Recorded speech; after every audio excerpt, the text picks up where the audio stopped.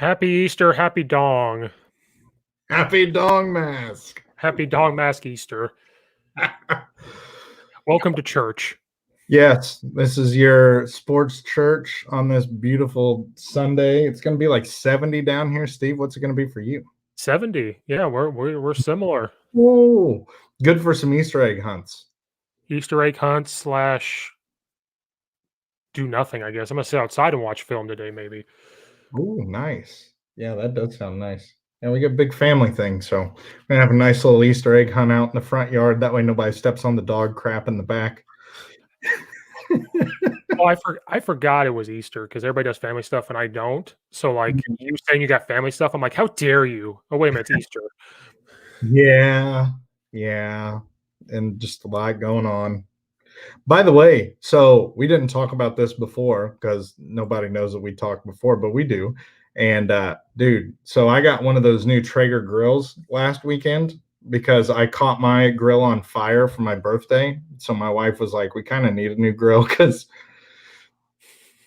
Steve, let me just put it this way: cooking like 36 burgers on a grill of 80/20 burgers, that's a lot of grease on the grill. And my grill, to say it was on fire would be an understatement. That shit blew up. Yeah, if you wanted charbroiled burgers, it was probably best if you came on my birthday. But yeah, so we got this. We got like the nice Traeger grill, like the 1,300 square inches of cook space. So yesterday was my first attempt at ribs. Oh my god! Life changing. So it took like, what was it, 6 hours? Oh, But it was so delicious. And it was literally like, because you just set the grill and then it just kind of does everything. right. You just hit the cook now button and it like adjusts the temps and everything for you. So We went somewhere a couple weekends ago and they had this mini wood grill where you can make like mini pizzas. So you put the wood in, and it's ooh, basically like a fire microwave. And you put the pizzas in there and it takes like literally 25 seconds and then you pull it back out. nice. Then they had the egg grill that's like so expensive, but it's like you want it so bad. I love the I'm just texting Brad to tell him to Oh, get I his was like, ass oh, on here. Yeah. But yeah, this grill is going to be a game changer because it's a grill and a smoker, so it can do both. And it like auto feed pellets and shit. Like, my first grilling experience was we had some rib eyes, and oh, so freaking good. Like it was like as tender as a fillet. So obviously the cow was good too. And then, just smoking it at a slow, steady rate. right. Delicious.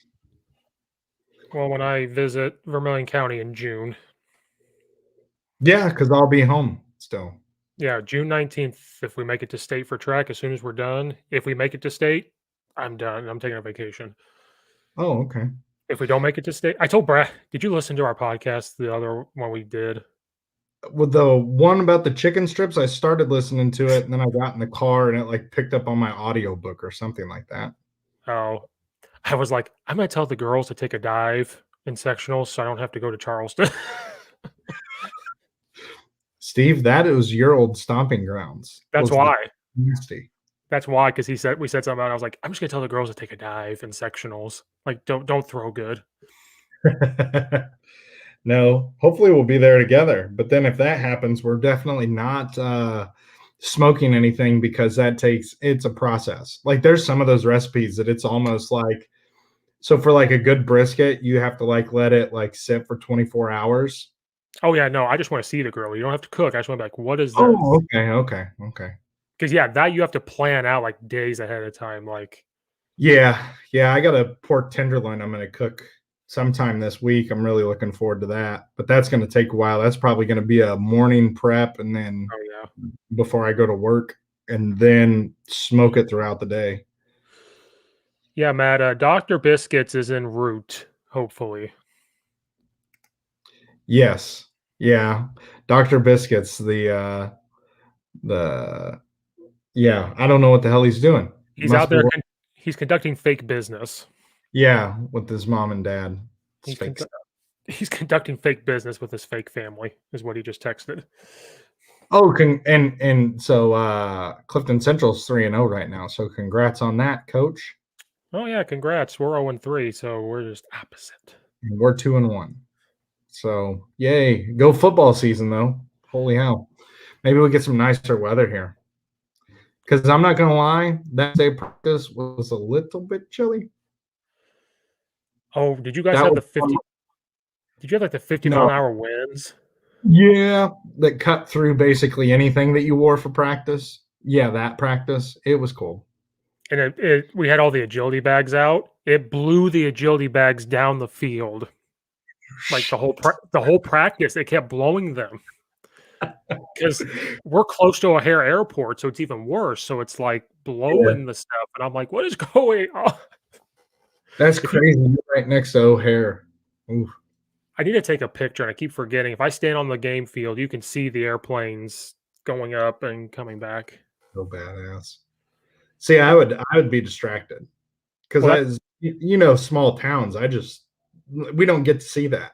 Oh yeah, if we're doing scout and we're going the opposite way, and I run scout offense, and if I see the airplane, I look up at it. I'm like, Yeah, things oh, going 250 miles an hour. It looks like it's in slow motion. It's just oh line though, I'll have my back to it so I don't see it. well, you got to get that changed, Steve. That's why you get paid the big bucks. Just flip the field. I don't think I have the authority to flip the field.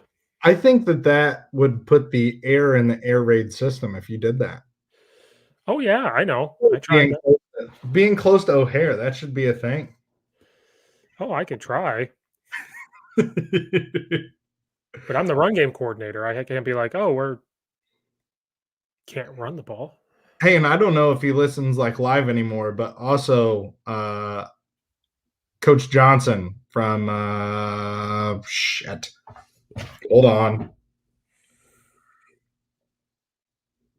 Damn it, Steve. I was gonna do this and then I accidentally closed the window. From where the hell is he at? There he is. Ryan Johnson. There we go. From Alton Marquette. Oh Well, yeah, looking towards him. He had a heart attack, and so obviously, we want him to get his heart right, get better for sure. Because he yeah, was one of the first listeners. I was like, where did this guy come from? And then he was always like a nice participator. So yeah. shout out wishes towards him. I think he put on social media he's home now. I think. Yes. Yep. And they got to do like a procedure this week, but hopefully that all goes well and he gets everything sorted out.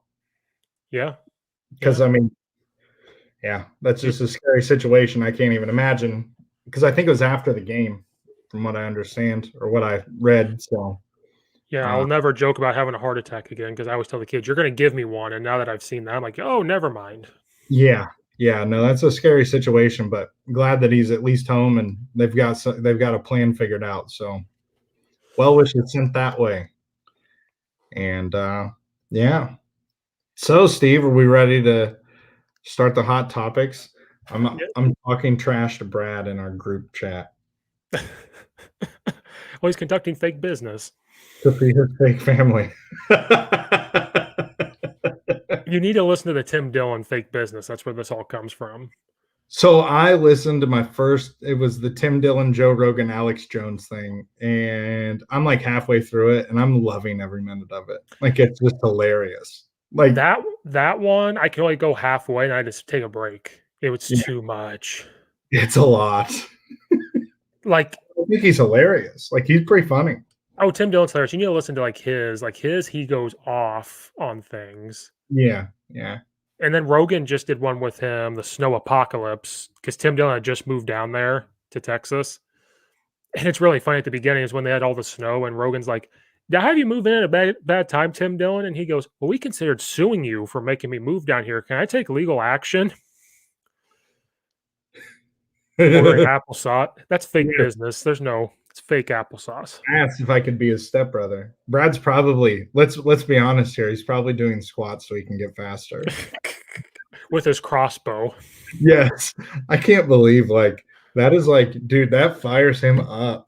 That conversation. And like honestly, before he like mentioned it, I'd almost forgot about that. And I didn't realize, and so now I just bring it up all the time with him. It's a lot. I didn't know anything about it. I'm so glad I know. You Yeah. got to bring up squats or Raisin Canes if you want Brad to go off. Guys, go listen to the info strip. That was just, it was supposed to be like BS. And it was supposed to be he wanted to talk about the Falcon Winter Soldier. Yeah. Turned into a Raisin Canes. Like, we're going to burn it down. Like, that's what it turned into. Dear Lord. And if you watch the video, I screen share the menu. It's just, it's a good time. It's like, what the hell is this? So isn't that like isn't that like the restaurant up by you? It's got like 3 things and it's terrible. Yeah, it's when we were gonna go there, then we looked up the menu and he's like, this is a true story. He's sitting on the couch and he's like, is this just chicken strips? And so we're looking it up. I'm like, oh my God, it is. It's literally like a 3-piece combo, 5-piece combo. And then you look at the chicken sandwich, it's literally 2 chicken strips on lettuce and bread. But this place is never not busy. You can put that stuff in an air fryer and call it good. And then the cane, there's no ranch, it's just cane sauce. There's no other, like, no honey mustard, no nothing. And it's down the street, like maybe 5 to 10 minutes. That drive-through is always wrapped around. Really? It's as busy as Popeyes and Chick-fil-A. Well, It's just as busy. For us, it'd be like Chick-fil-A. Yeah, because, well, Champagne. so it's really weird. Raisin Canes is on one side. Then across the street diagonally, you have Popeyes and Chick-fil-A next door to each other. So they're right there in like a radius. You guys just locate like your styles of food. Where is the Brazilian steakhouses? Are they all in one spot too? I don't know because it's like Popeyes, Chick-fil-A. It's McDonald's, Popeyes, Chick-fil-A, all like in a straight line. Oh wow. McDonald's don't even want that smoke, dude. Ain't nobody going to McDonald's if you've got Popeye, which I've never been to Popeyes ever, but I'm going to tell you right now, and you can ask my wife this. Anytime we go to Champagne and it's not a Sunday, she's like, we're going to Chick-fil-A, ain't we? I'm like, probably. It's a good choice. Yeah. I like the way they treat their workers, and I like the way that they treat you. Actually, it's busy. Like Popeyes is always wrapped around. Chick-fil-A is always wrapped around. This Raisin Canes is wrapped around. And then like a teacher I work with, they live in Carroll Stream. They said, yeah, one just opened up by us. So they're like all excited. And then they have the sticker on the headsets for Kansas City or Kansas football. Jacksonville, like they sponsor them. Yeah. And then ever since this has happened, ever since me and Brad did that podcast, all I've seen on social media is people posting about it. Not from us, just saying like, oh, we're getting Raisin Canes. Like all of a sudden it's like all over the place. That's those trackers and those bots, dude. They're listening to you. Yeah, and I'm like, oh my God. Like, that's why I didn't title the episode Raisin Canes because I didn't want to get sued. So it's just like, yeah. We just took Alex Jones, InfoWars, and just said, let's just do Info Strip. Crazy Rains. Yeah. And so ever since then, people, no, not just bots, like actual humans are posting about it. And it's not from this. It was just, I'm starting to see it. Well, but that's what it does, because like Twitter does that, right? So it's like something you may like, and it's like I don't really care to watch the Space Jam thing. Not to get you on a tangent, but I just didn't want to watch it. I'm not interested in it because it look. I don't know. I saw like a brief 15-second thing on the television during like the NCAA, the Final Four here, and it's kind of like it looks nothing like the original. Like I don't know. I guess it doesn't have its lust to me. Oh no. And that's what happened. It came up and said, it showed that and it goes, does this fit your sports topic you want to look at? And I said, no. And I clicked no. I don't want to see this. Steve is an OG just like me. I'm like, nope. And then people are like, I know Logan Lee. He's like, am I the only one not offended they're making a second one? I was like, yes, you are. You're the only one. Yeah. Because let's be honest, like the 2D card, I hate it when they take it and they try and make it like the 3-dimensional, like a Toy Story kind of thing. I feel like if you're going to do that, keep it with the 2D. Keep it like that original thing. Like, why do we got to do? I know technology is a great thing, but I don't know. I'm just not a big fan of them. Like the Lion King was okay, but I would much rather watch the cartoon to. Look what they did to Lola. Oh yeah, Yeah. yeah, yeah. And I saw the picture of the Miami Heat thing where like they throw the Dwayne Wade threw the dunk up. They're doing that in this movie. I'm like, oh, now I hate it even more. Steve, you love. No, actually, I know that you don't. I'm not even going to razz you about this because the whole podcast will be about your hate for LeBron James. One of these days we will, because people need to know where this came from. Yeah, It's but from the fans. today he has risen. Today, LeBron is not rising. No, For some other people, yes, but not for us. He's in China. Let's just be Yes. honest. Yeah, what a game last night. Even though I fell asleep for like the last 3 minutes of it, and I woke up watching the post-game show and the highlights. Man, UCLA took it to them. Yeah. Yeah, they did.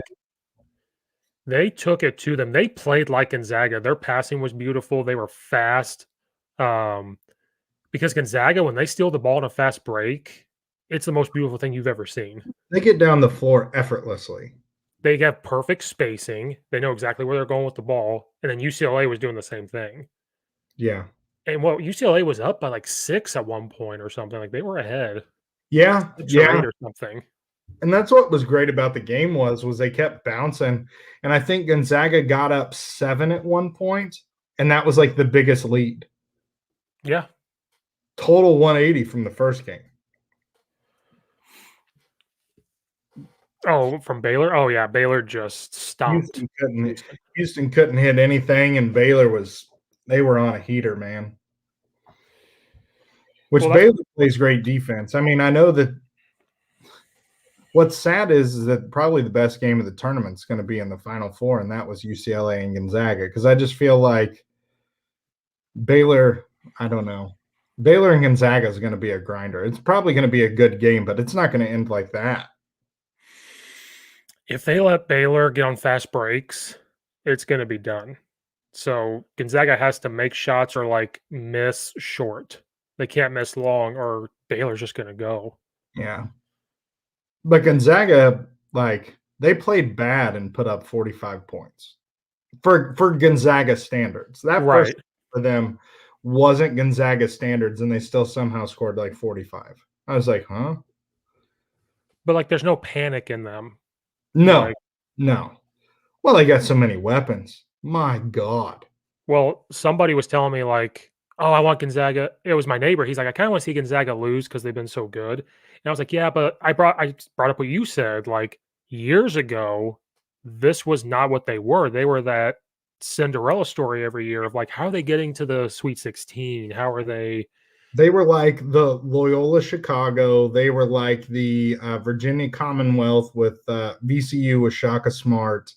Like those are more recent teams that we like see, and it's like, oh, okay. I mean, even Ohio with John Gross. Like Ohio was pretty good with John Gross. I mean, they made it to the Sweet 16, I guess, a couple times. So, at least Loyola made it to a Final Four. And if UCLA would have made it, I think it's the highest seed to ever make a championship game. Yeah, that's why and it was an 8 seed made it one year. Oh, yeah, and UCLA was 11? Yeah. Yep. It would have been the highest seed to make. And so to see that kind of history is cool. But then on the other side of things, first time since 76, we could have an undefeated team in the NCAA. That's pretty exciting too. I like history things. Yeah, it was rough because there is that part that's like, I want to see UCLA go because they're 11 seed. That'd be really cool. But then it's like Gonzaga does need to win the big game. Yeah. So. They have, well, and you think Mark Fuse probably had a lot of offers to go elsewhere, right?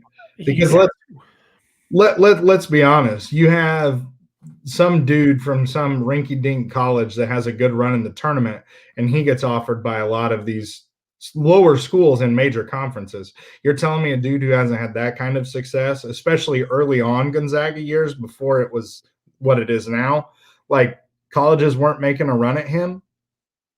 Mm-hmm. You know, I find that's pretty interesting. But then for him to stay, like he's got it all there, so I can see why. But for him to not leave, Yeah, so I was talking with Coach Goodlove, and there is nothing in Gonzaga. Like, because he's been to the university, nothing there. Nothing there. There is a statue of, let me look it up. Because there's no football or anything there. It's just basketball. Bing Crosby has a statue there. That is what they got going on. A Bing Crosby statue. That's like Uh-oh. Uh-oh. Dr. Chicken Strips. Yeah. So we're talking about Gonzaga, and, we're happy that they're there because they've been that when you guys were young, when I first started filling out brackets back in high school, Gonzaga was the Cinderella. Yeah, they're the poster child for how you build a blue blood. Yeah. And then he was just talking about what Gonzaga has. Which is nothing but a Bing Crosby statue. Coach Goodlove's been to the Gonzaga campus. He said it's literally in a town of nothing, and they have a Bing Crosby statue. Where is Gonzaga? Is it in California? No, it's in Washington. Yeah, it's on the East Coast. Wait, West Coast. East Coast. Gonzaga's a West Coast team. I'll fight you right now. Wait a minute. Gonzaga does have a football team. Do they? I thought someone said they didn't. Wait a minute. Hold on. Nope, their last season was 1941. Dear God. Yeah. They were World War II status, buddy. Well, that's probably why you got done. Glad you finished your applesauce order, Brad. That's some fake business. Yeah, that's his front for his Night Stalker activities. Listen, buddy, I've been selling NFTs all day. Brad, so being as how you own AMC stock, did you vote no? What are you did I miss something? Yeah, so they are calling people. I don't know if you're a big enough shareholder, but they are calling people because they're basically talking about offering 500 million more shares. I don't know what it's about. Some people say it's a good thing. Some people say it's a bad thing. But basically, it would create 500 million more shares. But they're not saying when they're going to do it or if they're going to do it. They're just asking stockholders if they're going to do it. It comes from like this weird 800-249 number. Oh, they call me like every day, and I still haven't casted my vote. Oh, I did get a call. Yeah, so you have to vote for that. Oh, I'm not going to. Yeah, we vote no. Yeah, no. That's stupid. Yeah. Just depresses the market. Exactly. So people like me don't swoop in. Yeah. You can't have late adopters. Old paper hand Steve over there getting in on the market. He'd be like, I got in at 925. It's 925 and a half. I'm out. With 2 stocks. Game. Blouses.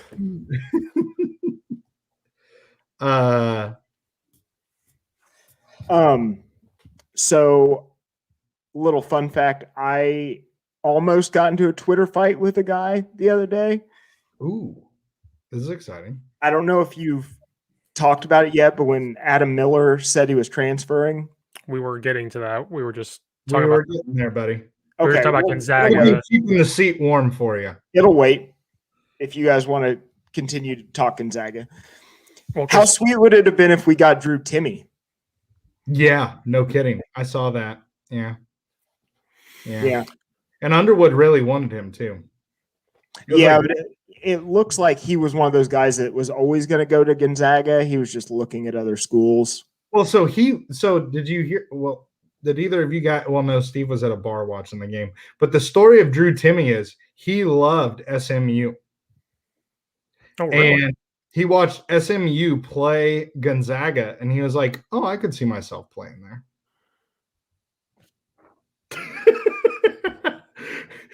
Drew handlebar mustache Timmy, and I just love every minute of it. And just think about it, you're gonna have two of the mustaches just going at it. Gonzaga's dude and Timmy. You just said two different guys from Gonzaga. No. Oh, sorry. Baylor's dude, number 24. Yes. Yeah. Is that the guy with the mullet? Yeah, the guy with the mullet. This is like 80s basketball at its finest. And this is like the perm mullet. Like he's got the perm and then it just flows down. Yeah, it's beautiful. This is everything people wanted in the late 70s in the NBA. To be a big-time college basketball player and be white right now, do you have to have a stupid haircut? You have to. No, because that other guy in Gonzaga doesn't. Oh, true, but he's not as good. He's an All-American. Yeah, but if you want to be talked about on the Coach Steve show, like you have to have a perm. Yeah, you seem better if you have a dumb hairstyle. Yeah, it brings attention to you. Yeah, or absolutely. Like weird fashion choices, like Landon Dickerson from Alabama working out in overalls. Yes. All things that rocket that dude up my draft board. Yes. You have to bring these overalls with you if we draft you. You actually have to do your first press conference in the overall. Yeah, I've been taking him with the 20th overall pick. I'm trading up to 15 to take Landon Dickerson now. I don't care if he only has one functional leg. All week. I told Steve, I was like, dude, I've done like 17 IEPs this week and like got ready for a football game, and Brad's over here just running fantasy draft after fantasy draft, practicing. Just on repeat. Yeah, on the government docket. Mm-hmm. You're going to get a phone call from the government. Brad, that was a stupid trade. What are you doing? Is that a crossbow?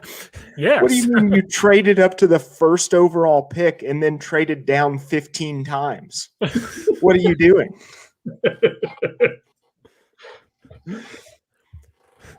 Yeah. Then somebody had a really interesting comment. It was on Twitter this week. And so the NFL, you can only trade like 3 first rounders from like your next 3 drafts or whatever. I thought that was pretty interesting. Because it's like, what if you had like a chance to get, I don't know, say like a Tom Brady-ish quarterback, but he was like a Mahomes. There we go. Like a Mahomes. Like, how many first rounders is that guy worth? I think he's worth a first round pick every year that he plays. So you have, wow, right? Like, be honest. Yeah. And you have to pay Mahomes so much money. You probably don't want first rounders anyway. Yeah, that's true. Because if any of them really really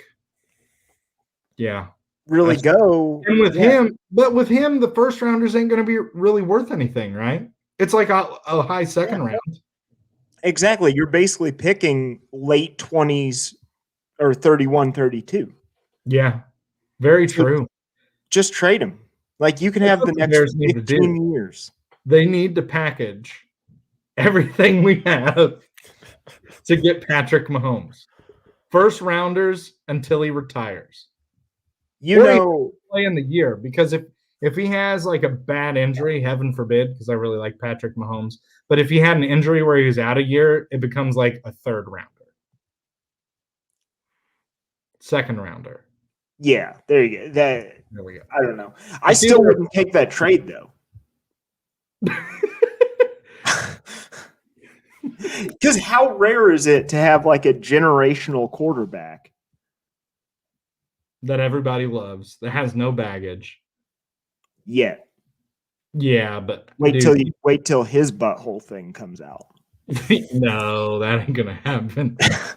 Because he's like, like the first thing he did with his big contract was, I'm gonna buy an ownership stake in the Kansas City Royals, which is cool, which is badass. Like, hey, that other professional team here, I'm gonna buy stake in them, and then he's gonna get pitch for them. No, didn't he? he got lit up. He pitched one game in college and got like lit up. Oh, he did? I didn't Bad. know. Yeah. Listen, he's not a real athlete, okay? He's all about that fake business. Yeah. It's not even Fake business quarterbacking. You know. Actually, one of the world's best hockey players, just nobody knows it. Yeah. Have you ever seen him play basketball? He's really freaking good at basketball. Really? I think at a certain point, it's like the longest yard thing. It's like, he didn't play basketball. No, he's just an athlete. Yeah. Like, some people are just good at athletic things. Yeah. Which sucks. I wish it was me. Yeah, must be nice. Yeah. I go out there and do white man things on the court. It's like, that's not working. What are white man things? Like I play decent Rain Man. I play decent fundamental defense, grab rebounds, and miss And I play 3-pointers a game. And I can't shoot outside of 6 feet. I set a mean high screen. I'm shooting from the volleyball line, even though I might airball half of them. I'm setting baseball screens. throw. I'm setting screens off the ball in a pickup game. And I'm wearing a headband. I'm trying at least one running traditional hook shot. And I'm wearing tall white socks and a headband and New Balances. Oh, with Raisin Canes on the bench. And a Jesus Shuttleworth jersey. Jesus Shuttleworth jersey. And a picture of Brad squatting a chicken strip from Raisin Canes. Mm-hmm. Brad's taking a deep breath right now. Like, there's speed. The two things I hate most in this world. Did you see the last comment? Heard ESPN that Jeff will give the Bears Patrick for 100 squats every day. And 3 sessions of his hyper endurance elliptical runs where he goes for 4 hours, that's just insane, dude. Do you just watch the Snyder cut of Justice League? Like, well, I tend to find like a TV show I get into. Like right now, I'm rewatching Peaky Blinders. Oh, okay. And there's like just enough action in that like you kind of zone out until your feet totally fall asleep, which is rough. Never done it for that long. Like, my God. It's not good. Is this when you get slinged back off the elliptical? Is that when that happens? Yeah, basically. Did I tell that story on this podcast? Yeah. The day that a hot lady was at the gym next to me and my leg walked out. Yeah. Whee! That is the story of my dating life. That and squats. Yep. You gotta stay fast for the ladies. Yeah. You know? Yeah. And not feel your feet. Yeah. I can't feel my feet when I'm with you. In all seriousness, I think I've developed a little bit of a stress fracture in one of my metacarpals, but I'm just going to push through it. Yeah, that ain't good, dude. It doesn't feel good. Who in the hell designed the foot? I mean, let's go ahead and throw 52 bones into a freaking something like your hand. Yeah. Also, I've been continuing to do my morning yoga, which is just the worst. The worst. Like, no, I feel better after it's done, but like I curse at the TV a lot at 6 a.m. Now, is this DDP yoga or is this traditional Zen yoga? It's vinyasa yoga, so everything like flows into each other. Oh. So like you're never really in a position very long. You do like one breath and then you move, and I like it because it's not as like rigid. You're not holding a pose for very long, but you're doing like cycles. So DDP yoga, if you ever get old like me, it's pretty solid stuff. And it focuses on like isometric contractions and stuff like that. So you like flex your muscles and it like gets your heart rate up. And he incorporates a lot of prehab stuff because, you know, he didn't get big in wrestling until he was almost 40. Yeah. Diamond Dallas Page. So like It's pretty good stuff. I do like it, but the last time I tried to do it, my foot cramped up during a posterior chain exercise, and I was like, "Oh shit, am I too old for this? Like, what the hell's going on?" I'm not gonna lie, I had to do the other day we were doing this pose where like you're on your back and you put your hands back and you basically like lift your legs up and you're doing a handstand, but like it's stretching the back of your neck out. Yeah. And I was like, if I fall over this, I'm gonna break my neck and die. Yeah. Like we're at that point in our lives. Yeah. Which in reality, who cares? It's time for the long sleep. You know? I need to take my forever nap. We got a place literally selling chicken strips on bread and calling it a sandwich. I don't want to live in this world. Brad, if that happens, I'm going to put a Raisin Canes basket on your tombstone. You do. I'll come back from the grave. I had to give up my hockey team. You did. We need to tell that. Yeah. So after that podcast, which Coach West needs to listen to the whole thing, it's a great one. Brad even takes his microphone off the thing and walks around like holding it. Like I couldn't sit down. I was so pissed. After that, I looked up like sponsors for Raisin Canes, and Brad's Vegas Nights are sponsored by Raisin Canes. And I've been a fan since day one. Yeah. Day one. So now I'm a fan of the Seattle Kraken. Ooh, nice. Who officially start their season this upcoming season. So again, fan since day one again. So I'm good. Still not bandwagoning. We're good. But Brad, I told him ever since that podcast, I don't know what's going on. I've seen nothing on social media about Raisin Canes, like from actual people, like which is better, Chick-fil-A or Raisin Canes? I'm like, what is happening right now? Good. They're starting to learn. Well, he's getting. You want to know why? You want to know why? Because Raisin Canes doesn't respect our Lord and Savior Jesus Christ the way Chick-fil-A does. Okay. And welcome. You think Jesus Christ would have more than one thing on the menu? Wine, bread. Look at that. Already better than Raisin Canes. And idiots. Can take one fish and feed like 5,000 people. So exactly. You think Raisin Canes can do that? They don't even serve fish. Yeah. What are you supposed to do during Lent, Raisin Canes? Idiots. It's just a bad business model. That's the thing I'm trying to get over here is like, if you're into this, you're a bad person. You support the Night Stalker back in the 80s. No, you should be on a government watch list and be thrown in jail for pre-crime. Which, by the way, can we just go ahead and can we talk about that for like 2 seconds before we actually get into sports stuff? So me and my wife just finished it, Brad, the little Netflix. The Night Stalker documentary? Yes. Oh, yeah. How great was it that guy got chased down by a neighborhood and got his ass beat?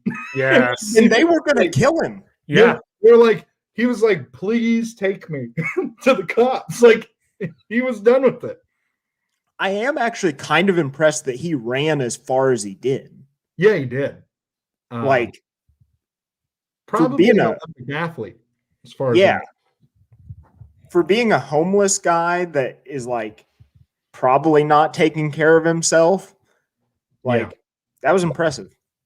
There's another. What's the other documentary they talk about him in?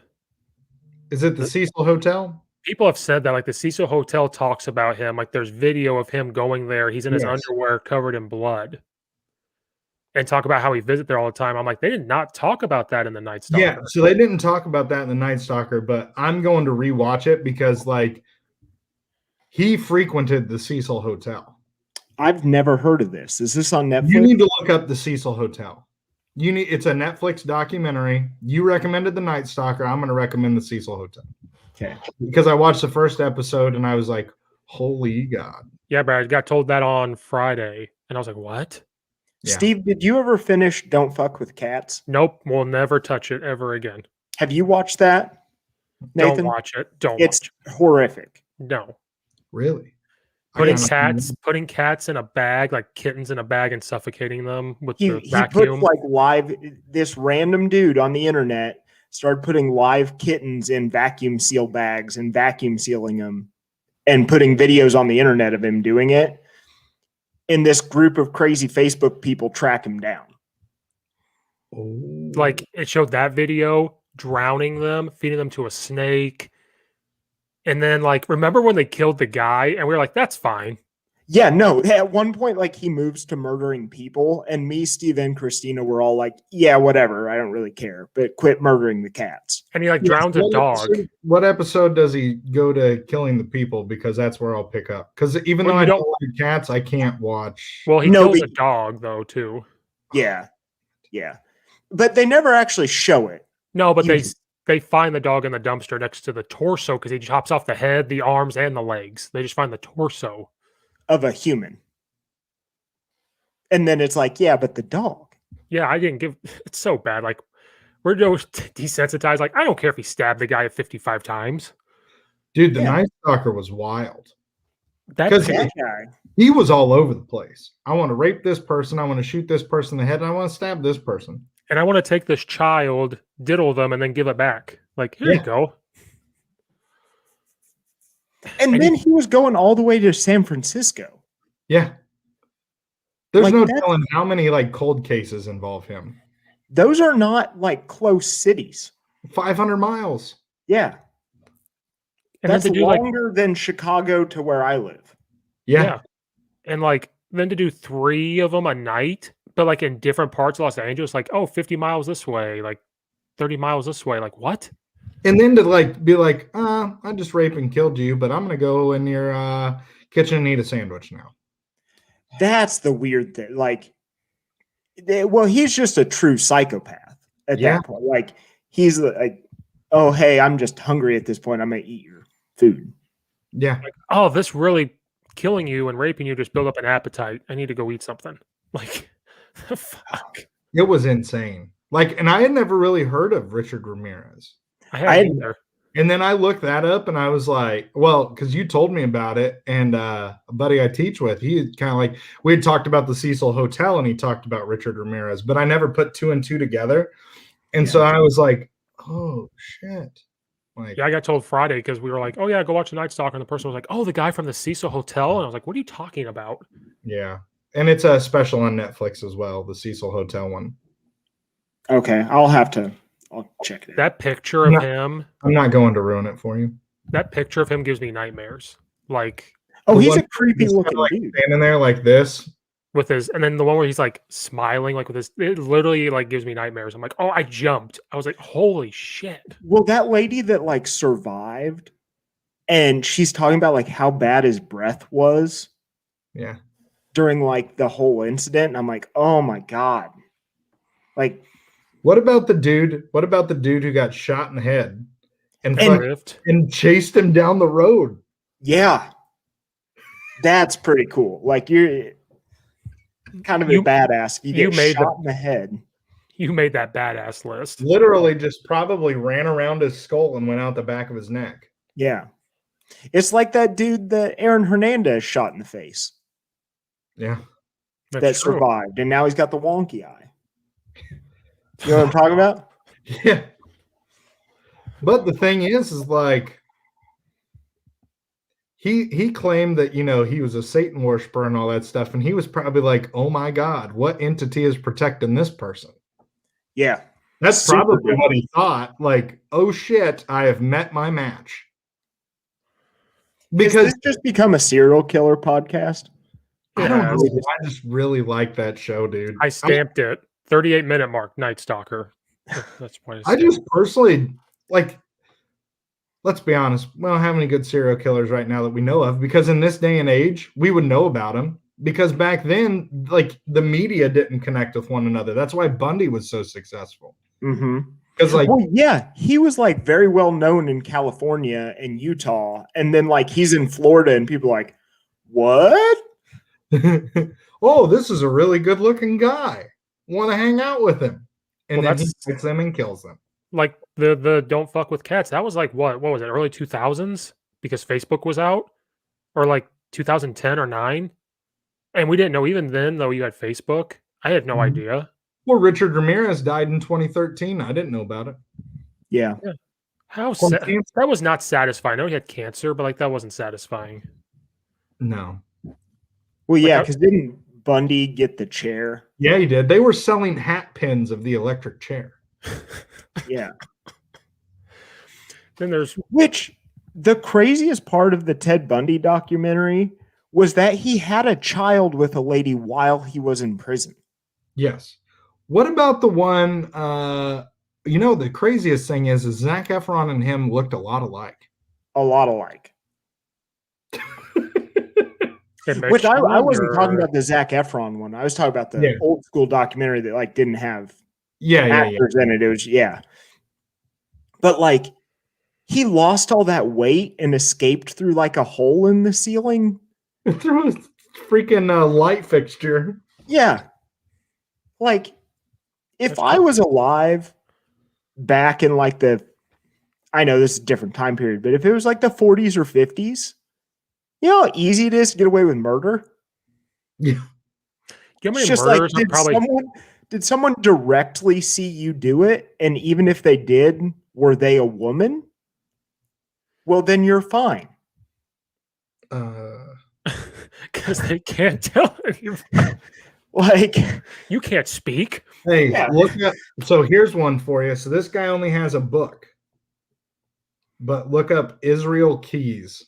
So the guy I was talking about Richard Ramirez with, this guy would basically travel the country with his daughter, and he stored kill kits all over the country.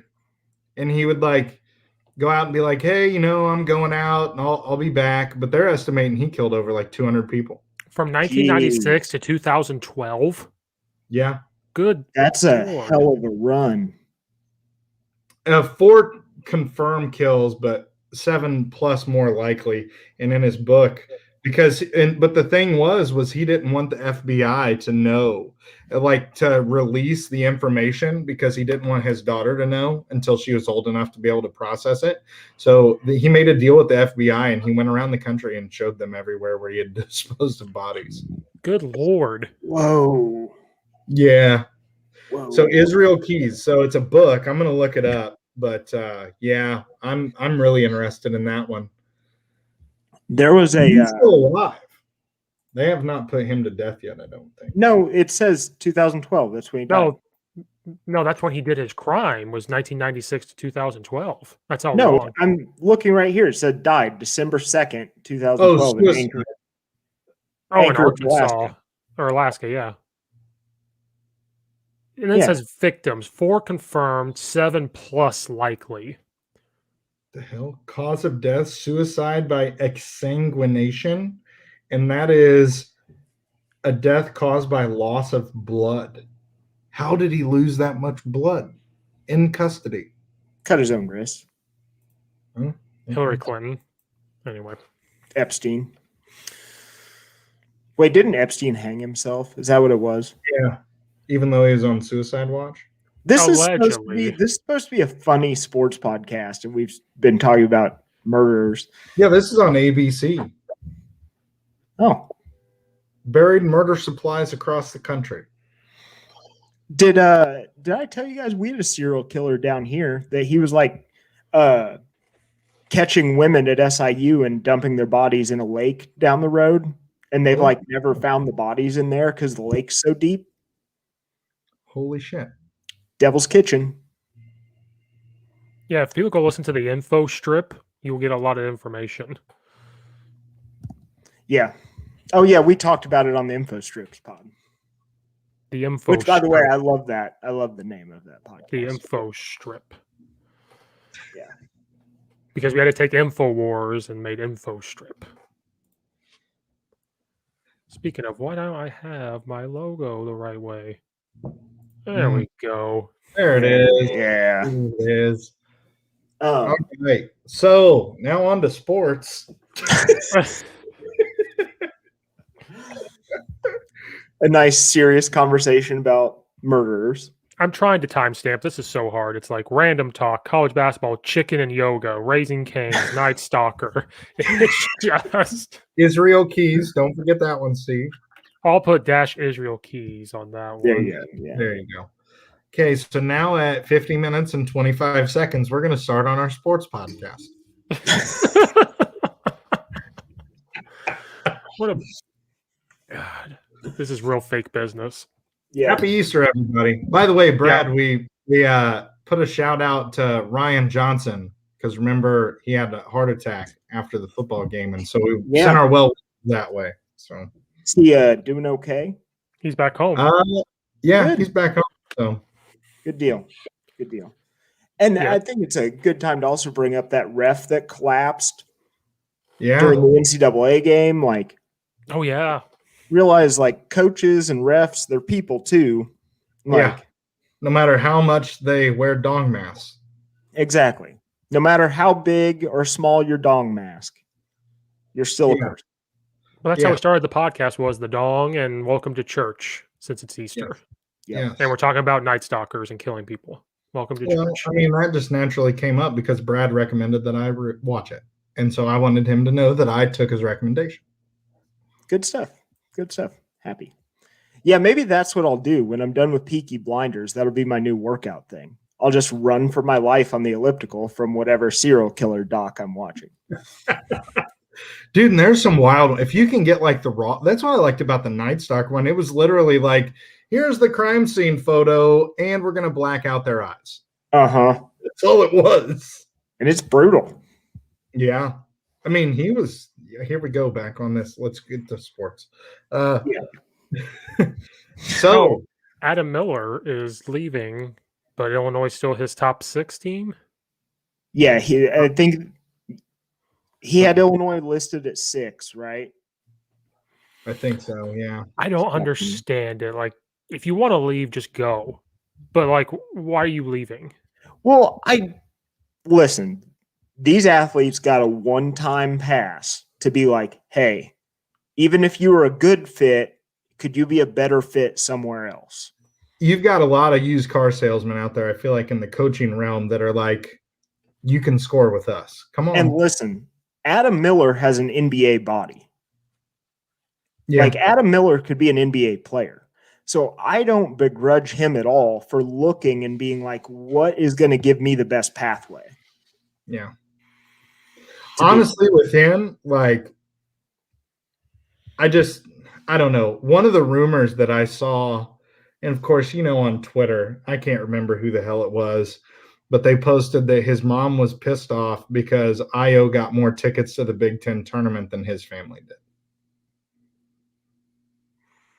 But you don't know these people talk out their ass, right? I mean, Yeah. So I say that very loosely. But I've seen multiple people speak of parents' disagreement with things. But then again, you don't know. And you also don't understand if you're a 4 or 5-star recruit, people don't understand how many people are in these kids' ears, telling them how great they are and how much better they'll be somewhere else. And I don't think Underwood plays that. No. Like, that's why I don't see that being real. Like, I don't see like him doing that. Well, I don't think, like, if you're a kid that likes to have your like cronies around, and again, I'm not saying this is Adam Miller, but if you're a kid that likes to have a group around you that's like, these are my guys, I don't think Underwood really allows that. Right. So could this be like, oh, you want your friends to come, not just your family? I'm not doing that. Well, no, I think just like he's going to let you know, like, they're telling you you're this next basketball savior for the University of Illinois. Like, you're not there yet. Yeah, you got some work to do. Oh, I see what you're saying. Like, he's telling what you don't want to hear. Like, he's gonna. Okay, I see what you're saying. Well, it's constructive criticism. I don't think that he's like lashing out at him, but like Mark Smith, how long did Mark Smith last with Illinois? Then clearly he's leaving Missouri. But let's be honest, like, Adam Miller's not Mark Smith. No, because Mark Smith don't play defense. And I loved Adam Miller. Like, I thought he was a great player for us. And in reality, I wish him the best. Like, I hope he lands somewhere. I would love for him to come back. Yeah. But, like, I hope he lands somewhere nice. Which brings me to me calling a guy a scumbag on Twitter. Okay.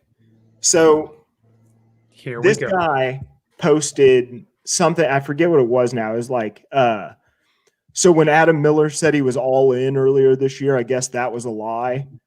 And Adam Miller like is really active on Twitter. He chirped back at him and he was like, no, you're like the reason you give Illinois fans a bad name. And I just commented underneath that thing. And I was like, hey, scumbag, why don't you just keep his name out of your mouth and shut up? He's a kid.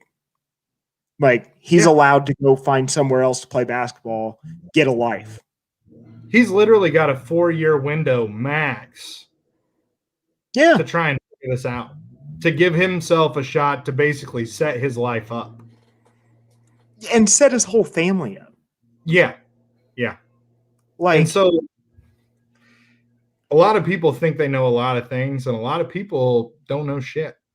I just hate when grown-ass adults make the decision to be critical of college athletes online. Or send those DMs to these players like, what the hell is wrong with you? Yes. Yeah, those people need eradicated. If Thanos was to do a snap, which you guys talked about that, Thanos was kind of right, because we could have gotten rid of all those assholes, and then the world would be a better place. Well, that was supposed to be the whole podcast. We got 6 minutes in, maybe. Then the rest was chicken. Well, I heard that part, and honestly, I'm totally on board with that. There's a lot of pieces of shit out there who feel that, like what does it, and they say stupid shit just to get a rise out of somebody, because that person is a lot more than what that person will ever be. You know what I mean? Yeah. I'm just going to say this to try and get Adam Miller's attention, so he'll tweet at me, and then I feel like I'm great. No, you're an asshole. That's what I'm trying to do right now, but we're positive. Yeah.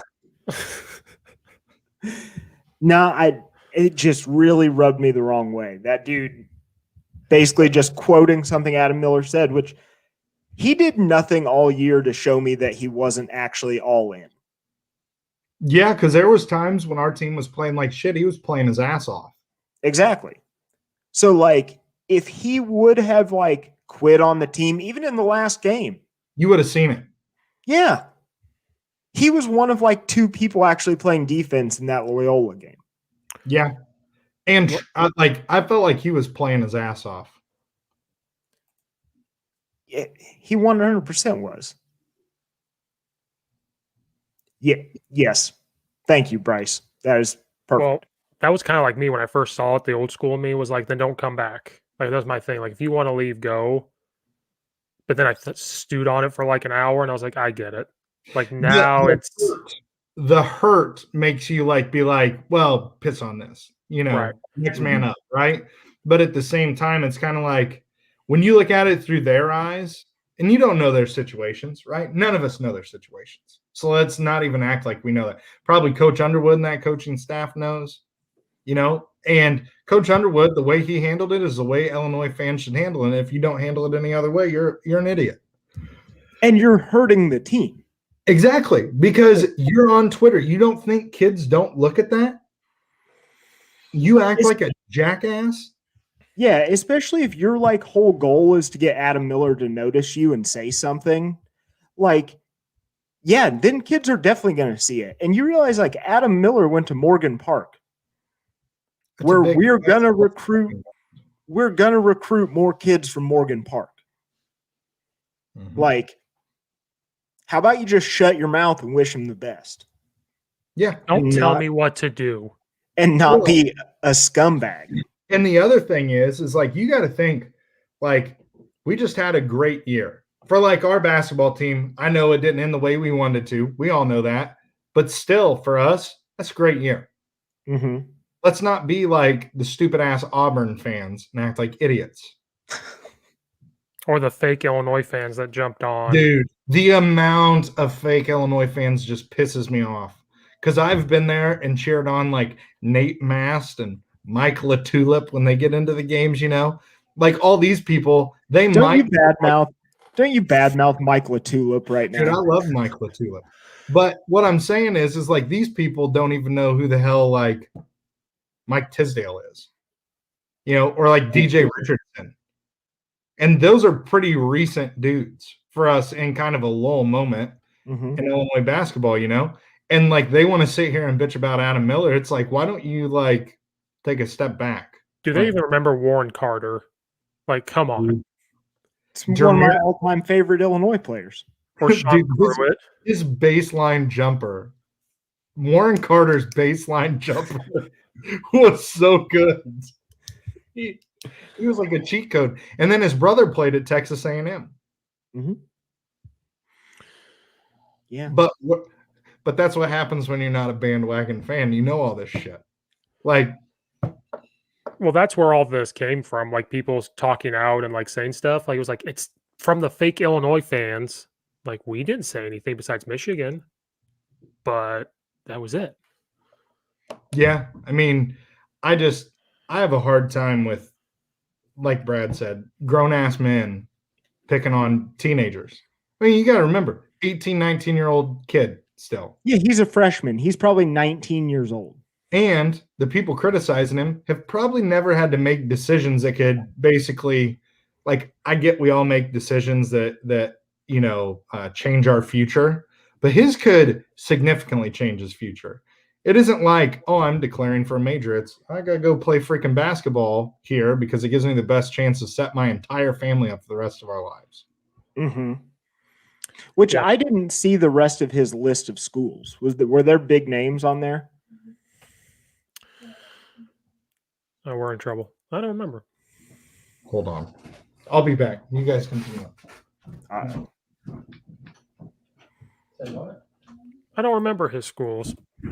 But like I do hope he finds a landing spot that's like productive for him. I think he could have a really good career at Illinois. Where would I find that? Oh, right. It's 2019. I think 2019. I don't know. And it doesn't matter what his list of schools is. I'd like him to find something good. Stay on this topic. I'll be right back. We're hosting this big family thing, so, you know. Wait, you're having a family event right now?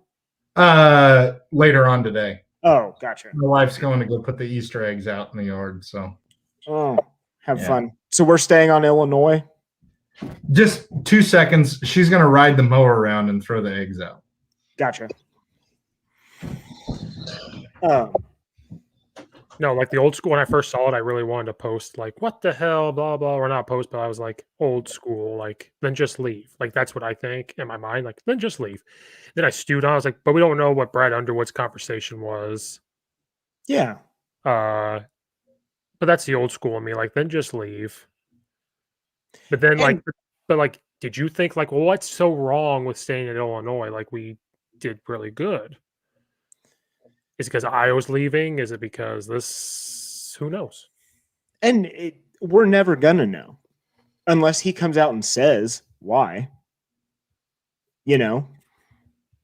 But, like, people are talking about how this is going to sink Illinois' season next year. And listen, we're not going to be as good next year. We're just not. We are going to have to, Brad Underwood's going to have to adjust. We're all going to have to adjust. We don't have a guy to be like, take over the game. We're going to have to be a team. We're going to have to be like. There's a chance it's a totally different team because Kofi leaves. Io leaves. Adam Miller leaves. You don't have Trent or DeMonte. Yeah, it's going to be. So you're looking at Georgie, Andre, Austin Hutcherson's going to come back from his broken back. And have you seen that dude play basketball? 6'7", got a good stroke from outside. Then who's the recruit coming in? Did we just get a recruit? We just got a recruit yesterday. Well, we have Ramses Melendez is coming in. And then, wait, did Podzinski? There was some recruit yesterday. Okay, I gotta look this up. Yesterday I was all over the place.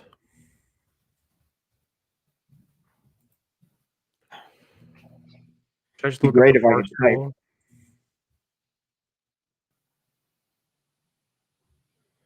I just love how that announcement, I think, came on April Fool's Day. So I was like, oh. Yeah, who announces something like that on April Fool's? So that's why I didn't believe it. I was kind of like, oh. Oh, are you talking about the transfer? Yeah, with Adam Miller. No. Illinois got a transferred guy from Florida. Oh, that's what I was seeing then. Yeah, it's Omar Payne. Yeah, that'll help. It will help. He's 6'10", and he was actually ranked just above Kofi. 6'10", 230-pound wing. Yeah. It'd be nice.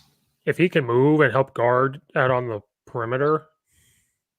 Yeah. I mean, could just Kofi stay and have both of them on the floor at the same time? Kofi, you guard the basket, and I'll guard the perimeter. Yeah, in all honesty, I don't think Kofi's staying. No, but he needs to. But it's hard to look at a guy and say, turn down this money. And you can't tell me that, like, to play in the NBA, Kofi's game is going to have to change. Right? Like, there's no more true big men anymore. No, he's going to have to make really fast decisions. He's going to have to become a better passer. And is that going to happen more efficiently in college, or is that going to happen more efficiently being in real NBA practices? It could go either way. He could get to the NBA and crash and burn. Like, it could just be too much at one time, or you stay at Illinois and take it slower. But Kofi is the kind of guy, like, I think you saw it this year, like, he can take on learning new things. Like, the jump he made from year 1 to year 2 was huge. So you can't tell me he couldn't jump even farther with, like, NBA coaching over an 82-game schedule. True, but it's like fast paced. It's like you got to do it now. Yeah. NBA, they're not going to waste time. The best thing that can happen for Kofi is if he goes to a really good team with a really good established coach who will let him ride the bench for a year and learn. Like, if he goes to the Celtics and he has Brad Stevens there to just work with him, let him learn the ropes, and then it's Kofi and Taco Fall, and it's the two biggest big men on earth. Or here, just a second, guys. Hey. My parents are leaving. I gotta say bye. Oh yeah. So you're talking about? I think I don't know, you guys are debating like if Kofi should stay or go, but I think Antigua. I don't know if the NBA, it's like we'll work with you a little bit, but then we're going to pass on you, like, because it's so cutthroat. Well, that's what we were talking about. Adam Miller leaving, and then we said what Illinois is going to look like next year. It's going to be completely different. And then I said we got that transfer from Florida. What elbow did he throw? Somebody was talking because the Florida fans were talking about how he's a head case. Oh, I have no idea. Well, let's look it up.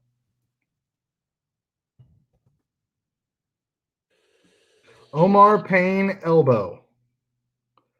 Oh, ejected for a pair of vicious elbows to head of Volunteers John Fulkerson. I've stayed healthy for a year and now using Whoop because I know when to back off and I know.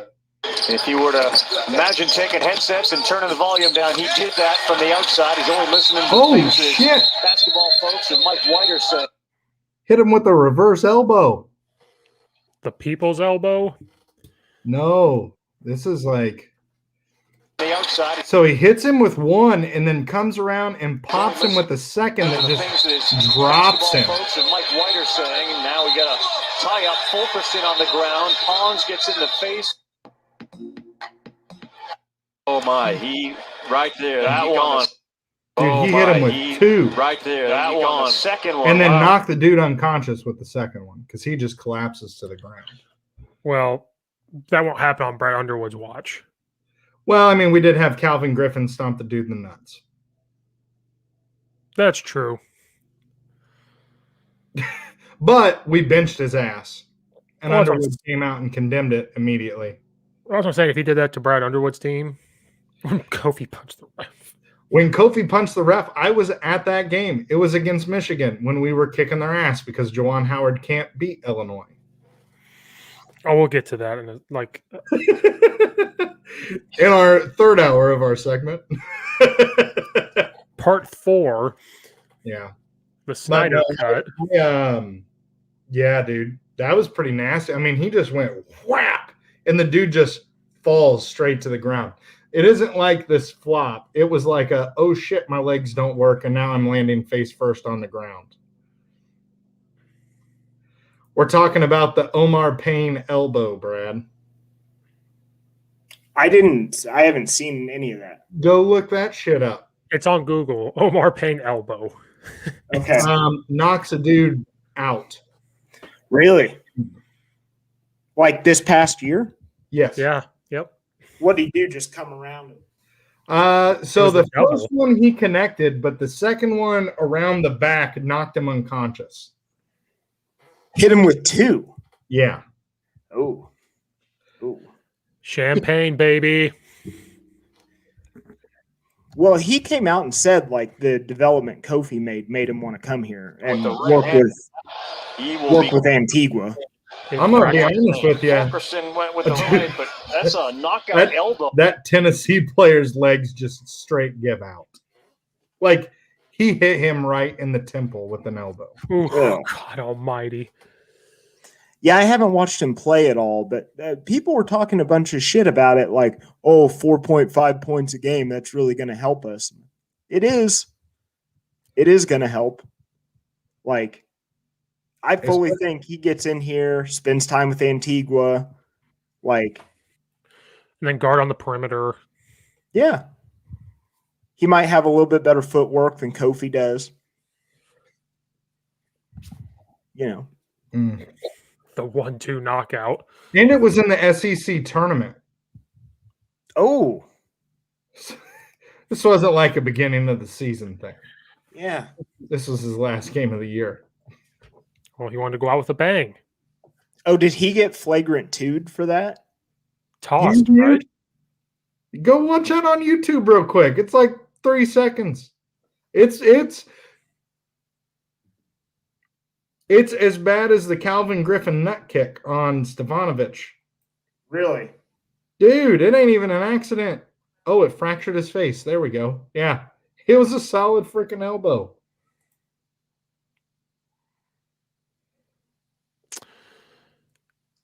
Oh, he's done. Oh, God. And down goes Frazier. He's dead. Like, that's... I mean, his legs gave out. There was no even like... Yeah.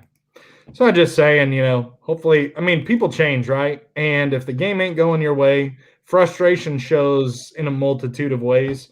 And hopefully a change of scenery might help him out a little bit. But the first one was like the forearm and then bam. Yeah.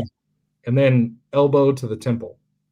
Should I share my screen where I get in trouble? No, I can't do that. It's YouTube. Brad just muted himself. If you can't do Sesame Street on YouTube, I'm not going to share the screen. Yeah, screw you, YouTube. Did you see Brad's face? The aerial shot just gives it so much more. Kind of like an Israel Adonijah, the style bender from freaking the UFC with that spinning back elbow.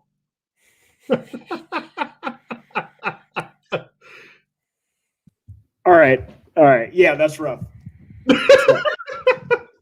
And that was like we're all on the same page now. Straight to the temple. Like, well, I think he might have thought like the other dude was holding on to him, but I think the other guy was just trying to get down the court. Not anymore. No, the forearm justifies that. The third tick mark on the lane. The forearm part probably justifies that part, but then the elbow is just like, you know what you're doing. You know what this is about. You know what this has been about. Yeah, so I mean, I'm excited that people are wanting to come here because he was a top 45 player. Mm-hmm. And once again, still a teenager. 18, 19-year-old kid. Well, he will be a junior. Oh, he will? He was in the same class as Kofi. Oh, yeah. Okay. So he'll be 21.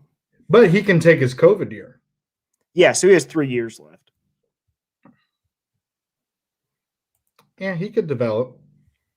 That's the thing is I don't want to, as much as I like those like one and doners, like if we're going to get like a superstar, I'd like for him to do like the IO thing, at least be here for 3 years. 3 years, yeah.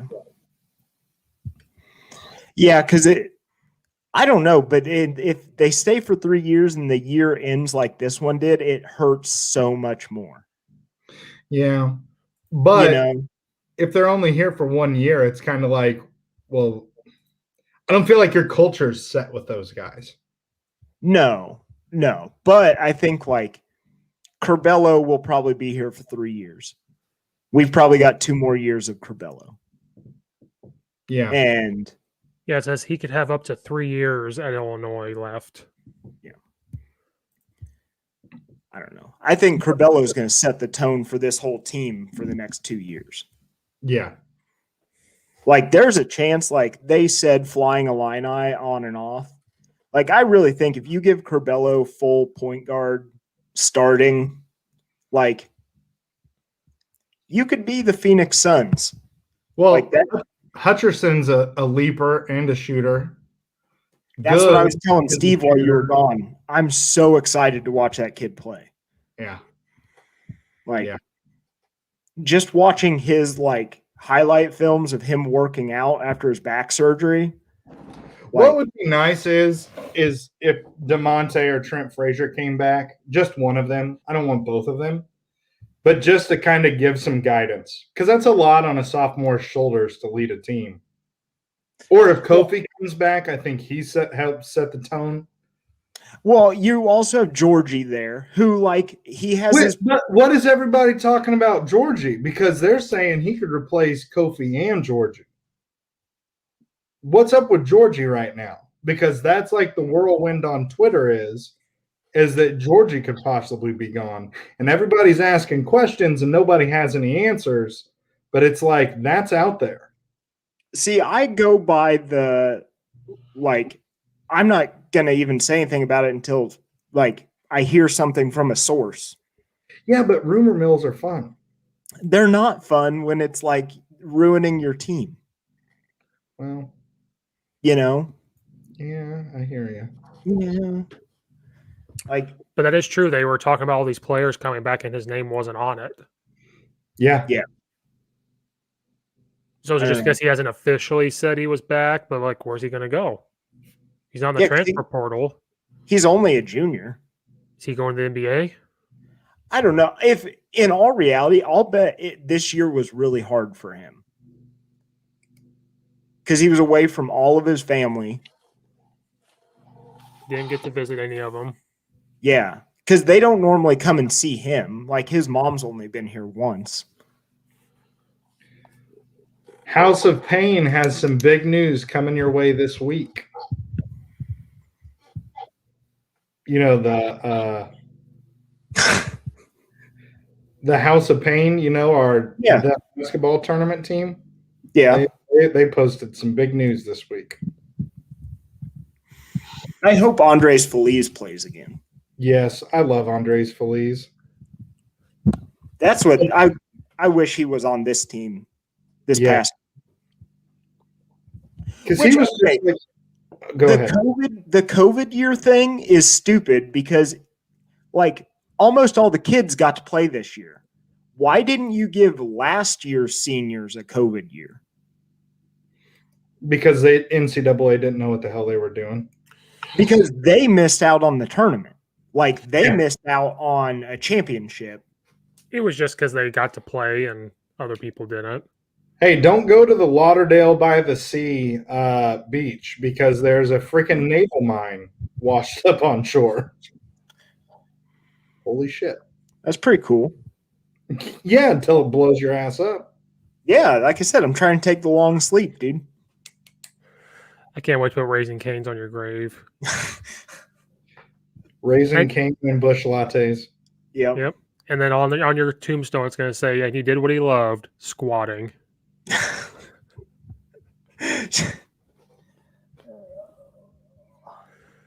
This is what I get. This is what I get for sharing my life stories with you guys. You shit all over me all the time. Yes. But if you did squats, you'd be okay. It's true. It's true. Maybe I would have page. more intestinal fortitude if I did squats every day. We're on the same page. Our pain guy is one of the best rim protectors you'll find.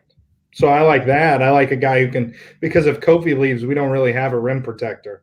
And I don't want a Mike Tisdale down in the post or somebody, Nick Smith or somebody like that who doesn't have a nasty attitude and won't block shots. Or any big man from Wisconsin this past year. Oh my God. They were softer than a 1,500 thread count bed sheet. They're softer than Juwan Howard. Like, it's just. Oh. Here we go, Steve. They're softer than the. He's softer than the bread they use for the chicken strip sandwich at Raisin Canes. Which, by the way, let's talk about April Fool's Day real quick. You had the freaking Adam Miller news. Then, who the hell is the coach for North Carolina? Oh, Roy Williams. Roy Williams. Roy Williams retires. I had to wait till the next day to really be like, is this real? Because it was on April. Who does that on that? Like, because April Fool's. By the way, got swept under the rug. Did you see Bill Self's new contract? I did not. He signed a lifetime contract. What? At Kansas. It's a 5-year automatic renewal, 5th-year contract. Until he decides to retire. You know why, Brad? Because Raisin Canes sponsors the Kansas Jayhawks school. It's behind it. No, I'm happy for him. That's awesome. Because how many people can say they get a lifetime contract? Not hardly any. Like, that's pretty cool. Like, and it's going to be good for recruiting. But here's my question. What happens if they suck? Which they won't, but what happens? Yeah. I think if they sucked, Bill Self would step down. Yeah.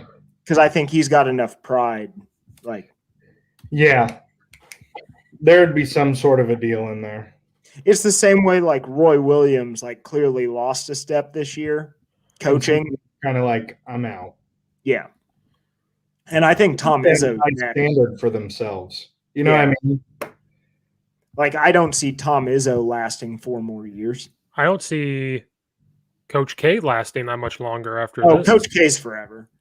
Every time coaching gets hard for Coach K, he fakes heart palpitations, then's out 5 games, and then they start playing better and he comes back. So it doesn't ruin his winning percentage. So he does the Urban Meyer thing? I was going to say he pulls an Urban Meyer. Yeah, no, Coach K was Urban Meyer before Urban Meyer. He's done that for years. Like, every time Duke is kind of bad for a stretch, he's like, oh, my health. Oh, Illinois. And then they start winning again, and he's like, oh, I'm back, and this was all me the whole time. He just takes speed. Whatever Trump and Biden were taking, he just gets on that. There you go. That sounds like fun. Bill Self has been there 18 years. Good Lord, it's been that long. It's crazy. You know what's funny, though? I bet they made him sign a lifetime contract so he wouldn't go to UNC. Maybe. So he just pulled another Roy Williams. Just left Kansas for USC. That would be funny. Yeah. Like, I kind of wish he would do that. Because Kansas people hate Roy Williams. Yeah. Hate his guts. Yes. But you can't blame him. I mean, you can, but I mean, that's where he started. I wouldn't leave Kansas for UNC. If you started there, though, he helped recruit Michael Jordan. Like, he was there then. So, like, it's hard for you not to go back there. No, I get that. But, like, say, okay. No, I get it. Like, they can hate him 100%. But at the same time, look at the flip of, like. Who's North Carolina looking at? Someone said Brad Underwood, and I said, stop. Just stop. Don't do that to me. I think Underwood's happy enough. I get it. It's a blue blood, but I think Underwood likes the underdog kind of thing. I think he wants the challenge of let's make it a blue blood. I think that's what he wants. Yeah. Hopefully. Hopefully. Because honestly, I don't think here you have fans discussing putting people through tables to enjoy the game day experience. But at North Carolina, it's like we have to make sure that everything is of blue blood material. You want to know where fake business started? UNC for fake classes. That's where this started. Oh, Rashad McCants, congratulations on your piece of paper. That's all what it's worth. What language was he studying? It was like Farsi or something. He's like, I don't know any of it. Is this a Star Trek class? What the hell are you doing? So I start to pull up fake classes at UNC, and I put in fake class, and then it fills it in ES at UNC. EA Sports. It's in the game. It's in the game. Is this a class? What's interesting is the NCAA found no academic fraud. It's interesting. Maybe they're on to something. That's how they didn't get the death penalty. After a 3.5-year investigation, and despite the institution even agreeing that it engaged in academic fraud, the NCAA said it couldn't definitely conclude that the paper courses in the Department of African American and Afro-American Studies had been designed and offered as an effort to benefit athletes alone. That's because they're UNC. So Michael Jordan paid someone off. Yeah. Even though I love Michael Jordan, but not to get all InfoWars here, but there's like certain programs that like are not going to get the death penalty. The only time I've ever seen that really happen was USC. Yeah, with the football. And it wasn't even full on death penalty. It was like, no, we're going to just threaten you with this little bit of it. Here's a taste. Which wasn't what's his name? Coach at LSU. Can't even think of his name right now. Ed? Yeah, he was there during that, wasn't he? Like after it to try and reshape it. He took over for Lane Kiffin. He went there with Lane Kiffin. Yeah. And then when Lane Kiffin left, he was the interim coach, starting his run of the greatest interim coaching jobs of all time. Because he was post Lane Kiffin, he was post God damn it, who was the other? Miles. Les Miles. Who all that shit happened. Got fired at Kansas. Did you see Ed? Ed is on the chopping block for that because they're saying he knew all this stuff. He is like, it got brushed under the rug, and then the Les Miles thing got brought up again. So now they're like going after him. So is it like a total restart, like at Penn State? At Kansas? Or they just at LSU, where they just they haven't punished LSU yet. They haven't punished Kansas or LSU. They're just going after Les Miles. But I haven't read the whole thing, but it was like Ed's name is getting brought up because he knew about it. He was a part of it or something, or like knew. And I hope not. I don't think that. I think Ed would like punch Les Miles in the face, is what I think. Yeah, I can't picture Ed Ogeron slipping something like that. And he got a divorce. Yeah. Yeah, so the NCAA with this North Carolina thing, basically, well, North Carolina admitted that, they didn't monitor their academics like they should, so that's good enough. Are you fucking kidding me? Like, are you kidding me? Like, yeah, we had fake classes, what the hell? Oh, but they admitted it, so it's okay. It's fine. Everything's fine. LSU head football coach Ed Orgeron has been formally requested to testify on April 8th hearing before Louisiana State Senate. What's the Louisiana State Senate? You just go down to the bayou and gig frogs for 3 hours, and they're like, "Oh, this dude's okay." Scott's testimony raised questions about whether Ed lied to investigators who probed the incident as part of sweeping investigation into LSU's failure to handle sexual misconduct reports. Because he talks about Darius Geis in his book, and I mean, Geis had a lot go on. Not a good dude. No. Yeah, Like, it's rough. I hope not. I don't see that happening. But again, if He'll just buy his own freaking shrimping boat, and we'll never see him again. Yeah. do you think Brett Bielema, off to international waters? if this happens, you need to hire Ed. Oh my God, Ed Ogeron at Illinois. Bring him on. You want to see some table throwing? Yes, that dog Mhm. mask is going to be stiff. You better Yeah. believe. Like, A dog wanna talk mask about- becomes a garment. That would be our way in for the table smashing. Ed would be about it. yeah, 100%. I would start like a tracker Twitter thing. It's like, find where Ed Ogeron's running shirtless on campus today.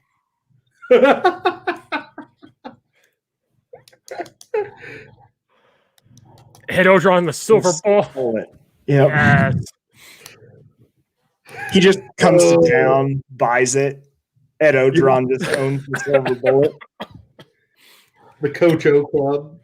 Would he start his own restaurant with the Bayou recipes?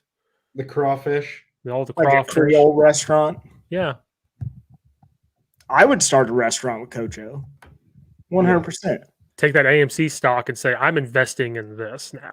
By the way, Brad, that Traeger grill. So I was telling Steve this earlier. So I made my first rack of ribs yesterday.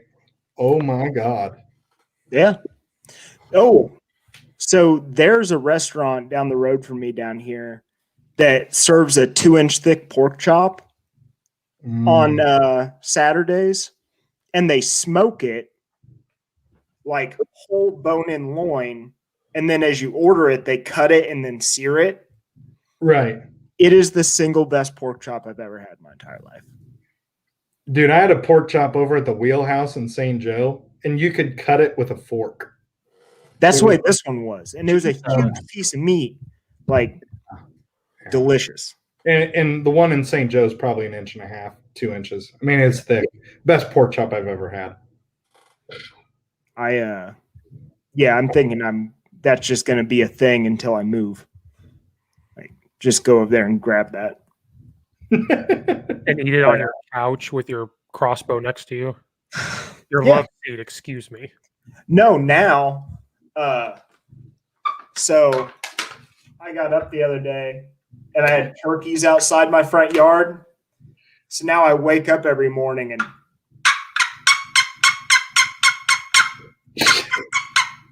Are you just going to shoot them out the window? no, I wake up every morning, I get my cup of coffee, and then I sit on my back porch and talk to turkeys. They're my best friends. I named them Joe Rogan and Candace Owens. They're my two best friends. Couple of turkeys. I have my new parents now. Candace Owens and Joe Rogan. Yeah. Until hunting season opens, you will have 2 tags. And Well, I've thought about it because they're like literally right across the road, and that's where the county, like the town boundaries end. So I could walk across the road and shoot them, but I don't know. They're my best friends. We talk every day. yeah, you can't do that. If they're your friends, you can't do that. Yeah, I'm like, gobble, gobble, gobble, guys. Kind What's of up? like the deer in our backyard. I like talk to them. I go out back, talk to them. Yeah, I think that's how I know I'm hitting rock bottom. Like every day, I look forward to talking to my turkey friends. No, No, you're turning into Dr. Doolittle. That might be what it is. Yeah. Yeah. So you're going to go from Dr. Applesauce to Dr. Chicken Strips to Dr. Doolittle. now when you start going to motels and your underwear covered in blood, that's where I'm going to start to raise some questions. That's where I'm going to have to be like, well, hold on a second. This fake business has gone way too far, Brad. This is real. Yeah. But yeah, I get some weird looks because I literally do. I sit outside my robe and call these turkeys. Fucking robe. In a robe? Yeah. I don't even have a robe. I literally have one neighbor, and I think they're getting really annoyed because it's really loud and I do it at 6 a.m. You're going to end up into Devil's Kitchen or Devil's Lake. I don't know. They might be the Carbondale Night Stalker just retired, and you're going to get them unretired. It's true. They're both retired SIU like professors. So like, Oh, even better. there's the chance they could. Again, man, I'm just looking for that long sleep. Like, This went off the rails. yeah. So at 1 hour and 31 minutes, Brad's friends. That's what it's titled. Brad and friends. Or I could just say Candace Owens and Joe Rogan. Is that going to make the clip for the show? It's like my two best friends. Oh, that takes so long though, because I have to use WeVideo when it takes like hours. You know how long it took me just to get that? But Steve, you know how many people? Like, I had a bunch of people tell me like that little clip thing was really funny. I Like, had been they thinking really about liked doing that for a long time, but to upload the video and try to find it, and you have to pay to get that video editing shit. So I just use WeVideo because I get it for free. I'm not gonna say how I get it for free, but I have it for free. I mean, it looked good. But Yeah, you have to pay upload the for whole it. video. You have to upload the whole video, and that takes forever. Well, maybe don't make 4-hour long podcasts. Well, then how am I supposed to entertain people? Blouses. Oh wait, we all did that. I'm gonna have to go through and screenshot. That'll be the thing. Like we're all just Possible football player coming back to Illinois. Who? Rumor Casey Washington. He was in town this past week for the inter squad. I saw that. Entered the transfer portal, but now talking about coming back. Means we have a coach that's. I mean, you got to think about it, dude. We got Jake Hansen back, and I thought he would have been drafted linebacker this year. Yeah, he was going to be a late round draft pick. Yeah, and so now it's kind of exciting to have a staff where people are willing to like come back. Flip Flop Fridays. Yes.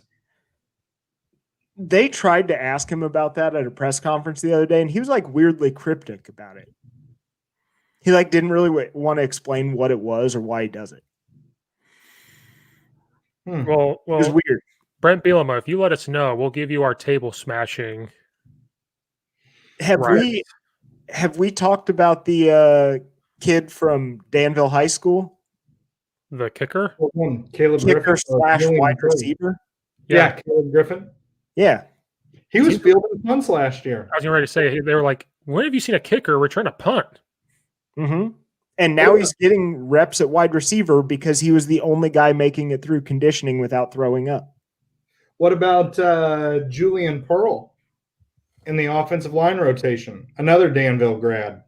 Mm-hmm. 6'6", 330.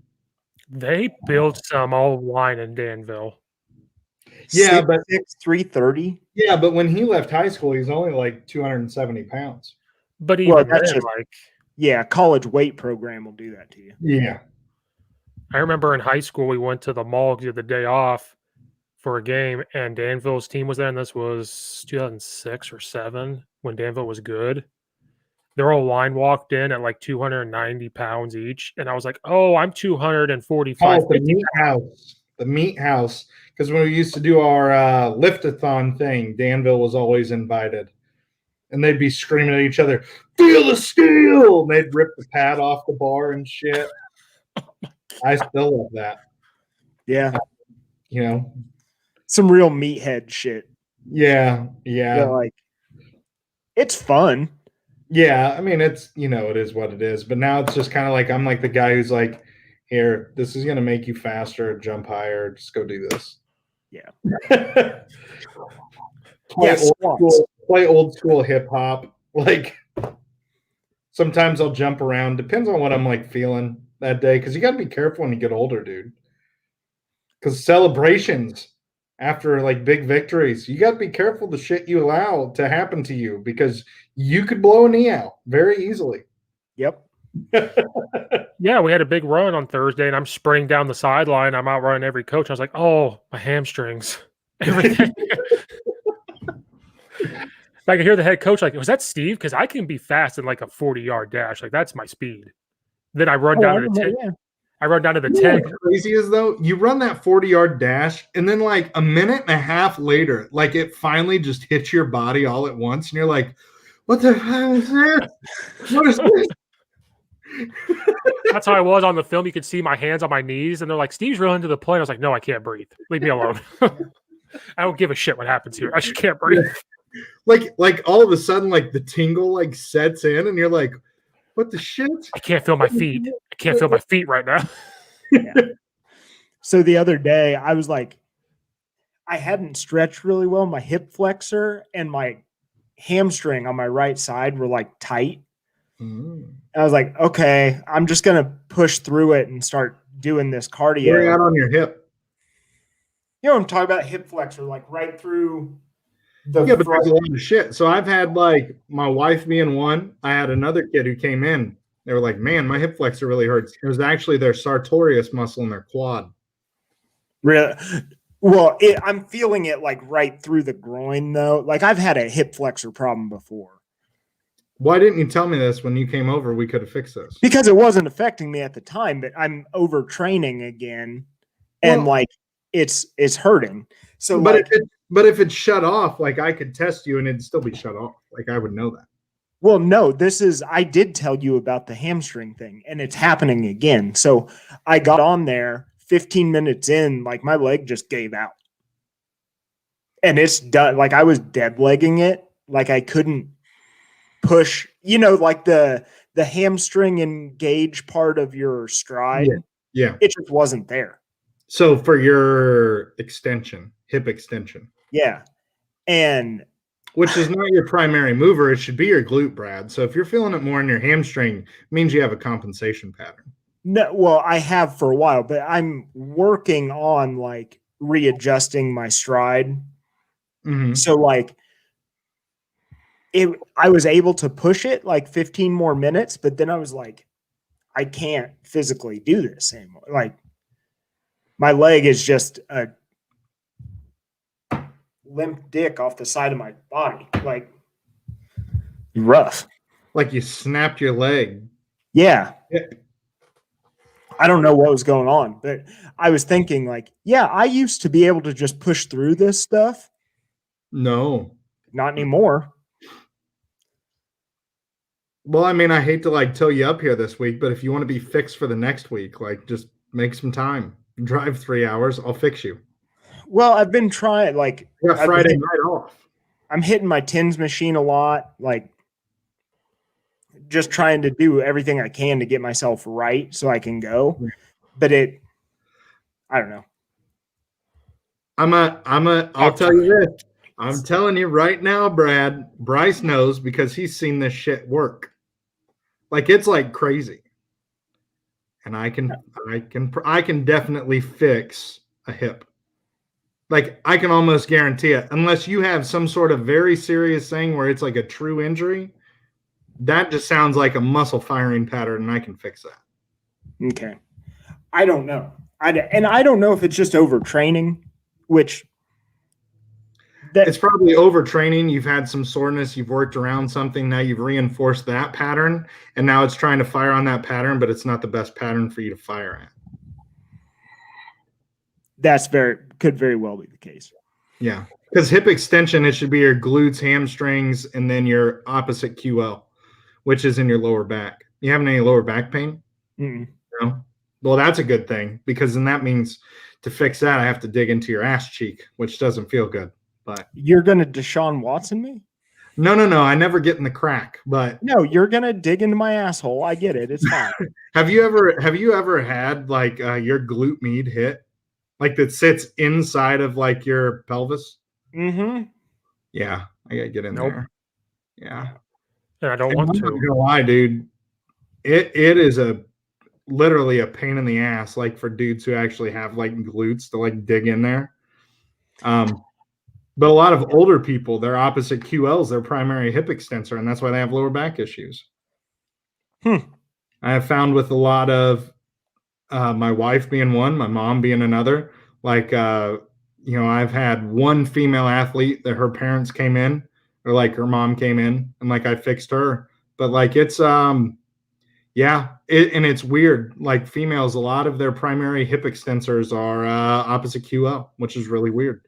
And that's not good. That's why they have lower back issues. Yeah. I don't know. But you can fix that, and you can fix that hip flexor, which is probably your sartorius and your quad. Just saying. I'm just going to do what I always do and ignore it until I die. Dirt nap city. Why address quad something? injury is going to kill you. Why address something and make your life better when you can just push it down and never bring it up again? But it will affect your squats, Brad. God damn it. Okay, we'll deal with it.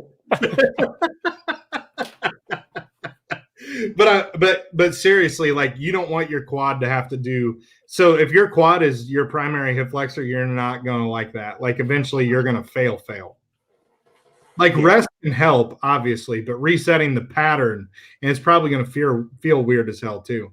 There's sometimes, like, I activate people, and they're like, holy shit. Like, I feel like tingling in my toes. Kind of stuff. Oh, I can't remember the name of it. We watched a movie last night about this kid that got his neck broken in playing college football. And he like made up his mind that he was going to walk across the stage for graduation. And he went to Michigan to work with this guy. His name was like Barwise, or I don't know. Yeah. They basically like retaught him how to walk. Yeah.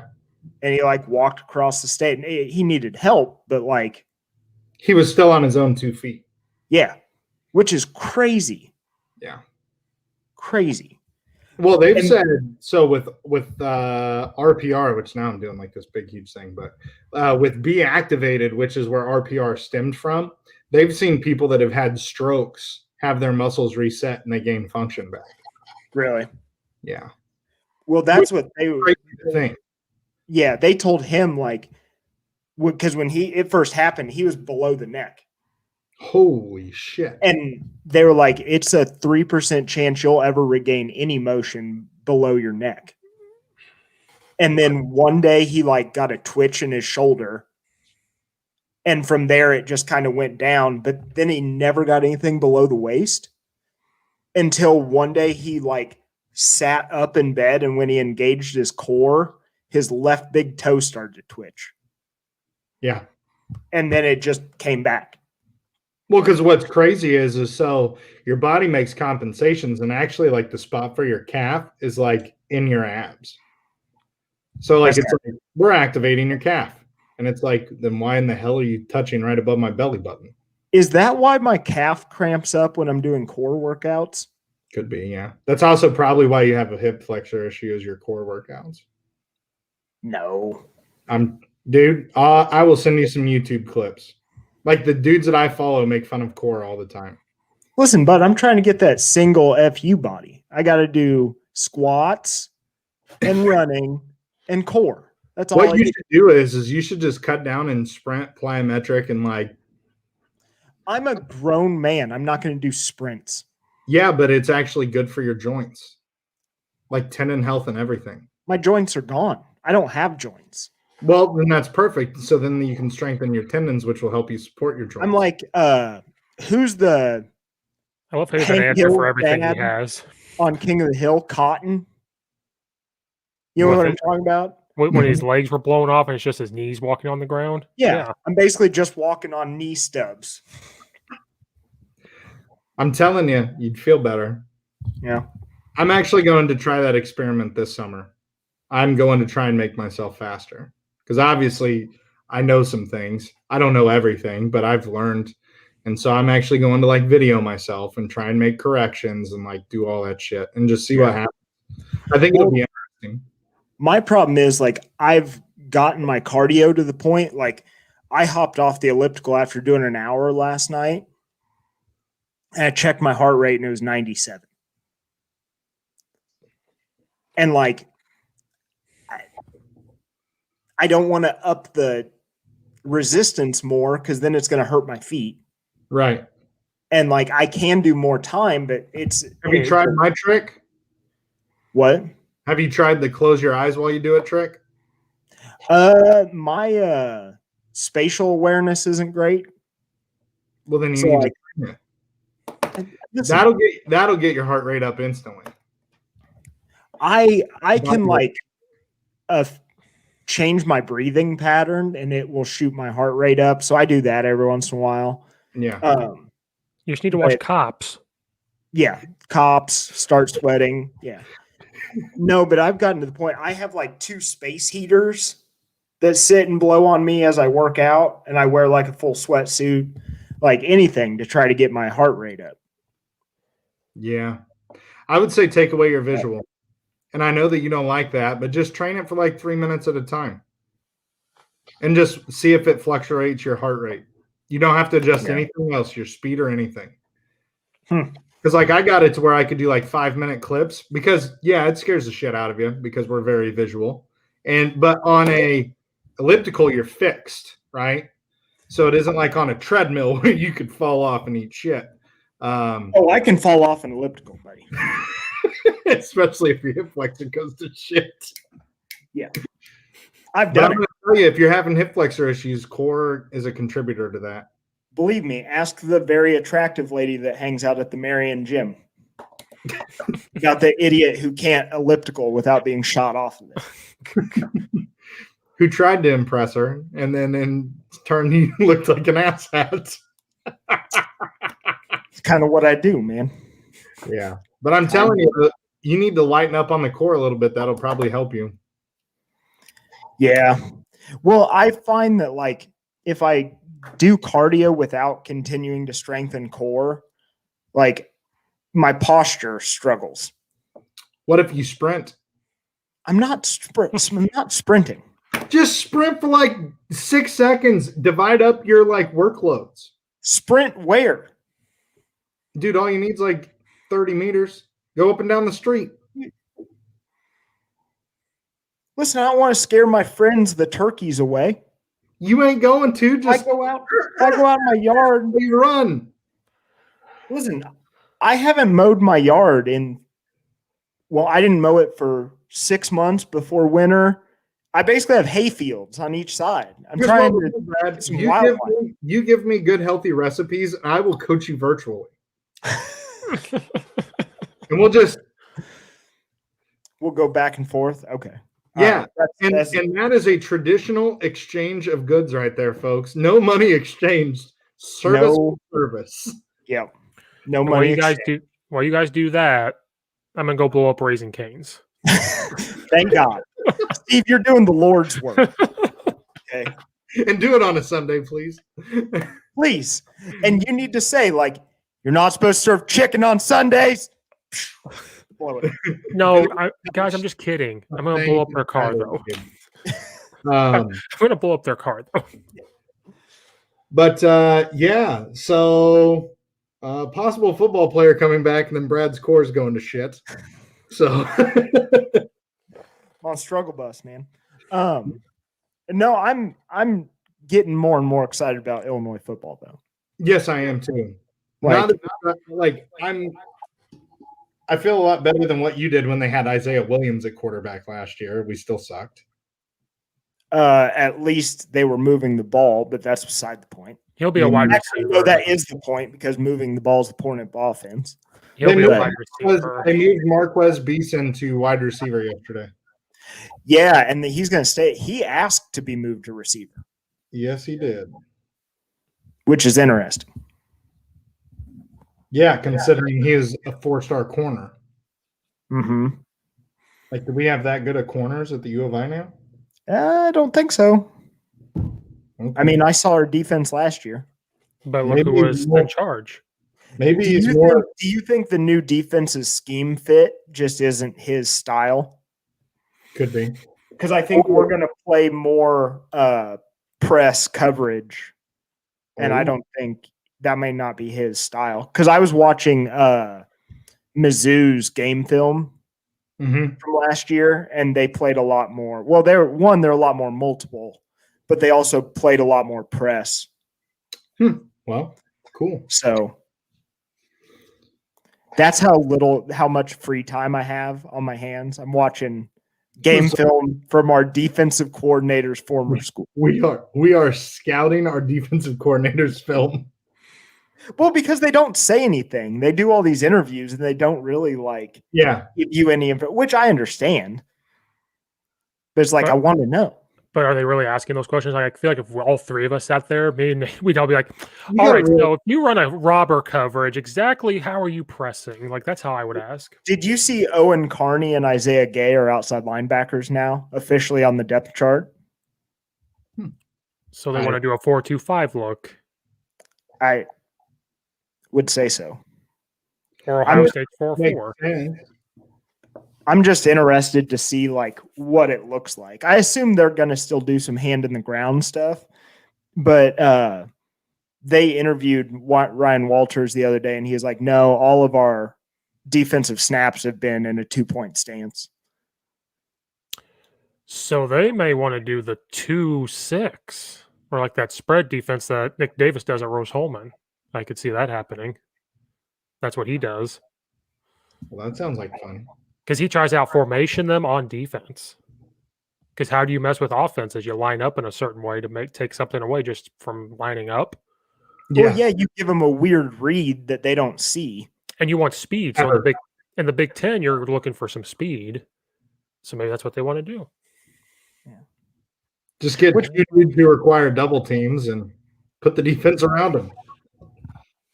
Yeah. Did you see Kendrick Green's not combine numbers, but his scout day numbers? Mm-mm. He's fast. His three cone. No, don't even start with this fast shit. No, not fast. Not fast. I'm talking about his 3 cone. His agility drills were really good. To me, you see all of this might be the fastest combine ever, and it's because nobody knows how to purchase a laser fucking timing system. Kyle Pitts ran a 4.4. Yeah. Well, that's hand time, which is like a 4.5 something. Whatever. He's still a tight end running a 4.5. That is. He's he's Darren Waller minus the drug abuse issues early in his career. How big's Darren Waller? Because isn't Pitts only 230 pounds? They're both. Darren Waller's skinny. Is he? Yeah. Darren Waller's not a big. He's tall. He's just not big. By the way, do you ever take the PFF mock draft thing and turn the randomness all the way up? No. It's super fun. I was taking Penei Sewell at pick 20. He's 255. He's 25 pounds heavier than Pitts. So you're going to tell me you wouldn't draft Kyle Pitts? No, I would draft him. I would make him a wide receiver, though. I think he's a better wide receiver. I don't know how much he'll put his nose in there, but he's an amazing red zone threat. I put him at slot and then a wing. Yeah, use him as a wing. ISO him. I still want the 49ers to find a way to draft him. Well, him and George Kittle. But they're not going to do that now because they went up in the draft. Yeah. They're going after a QB. If they go up in the draft to draft Mac Jones, it's going to be the dumbest thing I've ever seen. Because then the Bears will get Jimmy G. I don't want Jimmy G. The Bears aren't getting any quarterback. They have Andy Dalton, the quarterback of the future. Yes. He's ready to show what the Red Rocket can do, is what he said. And you didn't see they rebranded him. He's AD now. He's not Andy Dalton. Oh yeah. Jesus. AD. He's just going by AD. There's going to be. You know what? This hatred just might take over the Raisin Canes hatred the more this goes on. I don't hate it. Andy Dalton was not a terrible quarterback in Cincinnati. No, let's think about this though. That was Andy Dalton with AJ Green. AJ Green, who was actually in his prime because now he's just an injury-ridden kind of mess. Yeah. What do we have that's even close to AJ Green in his prime? Oh, don't even tell me Allen Robinson because he is not AJ Green in his prime. Allen Robinson's more – he doesn't stretch the field. And you see who's going to call plays this year? Yeah, Matt Nagy. Yeah. Come to Chicago, Andy. We have your old offensive coordinator. Andy's not going to call plays. And probably lose his job after this year. We've lost more offensive coordinators who have never got to call an offense. So who? Obviously, we don't have a big name receiver. Who do you draft at 20? Because there isn't really going to be a good receiver at that point. I think we got so many damn holes. If you don't shore up the offensive line, it doesn't matter what receivers you have. Now, wait a minute. The Colts have T.Y. Hilton, so the Colts still have – because we're Colts fans. Let's not get this twisted. Yeah, no. Well, they draft right next to each other. Oh, at the awkwardness. Yeah. It's like you're on a date and your ex is right next to you at the next table. Always sunny. When they're both at the restaurant, they stare at each other. Yeah. They do pick right next to one another. It's rough. No, the Bears Damn. have so much problems. It's like, do you get offensive line? You try to get wide receivers, and then your defense you need a corner. Like, it's Well, the good thing is maybe, I mean, who knows who's going to drop, but maybe somebody drops. I mean, we only need like 5 positions. There's got to be somebody that can fill that spot. Yeah. I think I keep seeing Christian Darrisaw, the dude from Virginia Tech, fall into us. But I want a winner. Can we just get a winner? Well, then here's the thing. Like, I would still draft Leatherwood in the first round, which they're saying he gives up too much to speed rushers. He had no problem protecting Mac Jones's backside. Yeah. And actually, I want to pick a tackle in the second round and go with Cosme from Texas. Yeah. That dude's a freak. Yeah. Or what is it? The dude from Oklahoma State. Have you watched his game film? The tackle from Oklahoma State. He murdered. No matter what we do, we need Landon Dickerson to give our offensive line some character. Because I feel like we're just like this shit offensive line, and we don't really have much going for us. And Matt Nagy's calling plays. You need a trendsetter. Yeah, you need a dude who's going to bring energy. And honestly, who was the first person we celebrated when we became Colts fans? Quentin Nelson. We need one of those guys. Yeah. We need to be woke. They need to be woke. What? They need to be woke. Get on board with it. Woke? Yeah. No. You're not a true Tim Dillon fan. Get No, out of my face. I don't want a woke offensive lineman. I want them to secretly be saying racial slurs. I want somebody who's meaner than shit. Possibly going out and just killing people on the weekends. Yeah, I want Aaron Hernandez to come in here. In a Jonathan Ogden body. Yes. There we go. Yes. That is what we need. But I don't know where to find that. We're not going to get it. Prison? That's where to find that. Can we go to Chicago, Cook County Prison and be like, hey, do you have a guy over 300 pounds that has more than 4 placements? That has more than 4 bodies on him? And then we'll get the governor to say, it's fine, but you have to play for the Chicago Bears, which may be worse than being in prison. With Matt Nagy at the helm. Yeah. Because everybody thinks Andy Dalton's going to be some godsend. Can we does anybody forget he played under Mike McCarthy, who knows how to call an offense, with Amari Cooper? Dude got fired for what? Winning 11 games with Green Bay? With Aaron Rodgers. Okay.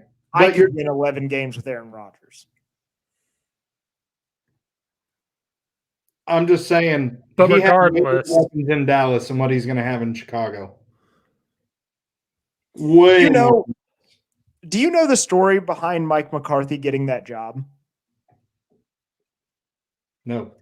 In his job interview, he told who owns the Jerry Jones. He told Jerry Jones, he's like, listen, in the time after I got fired, I took the time to learn that analytics are important.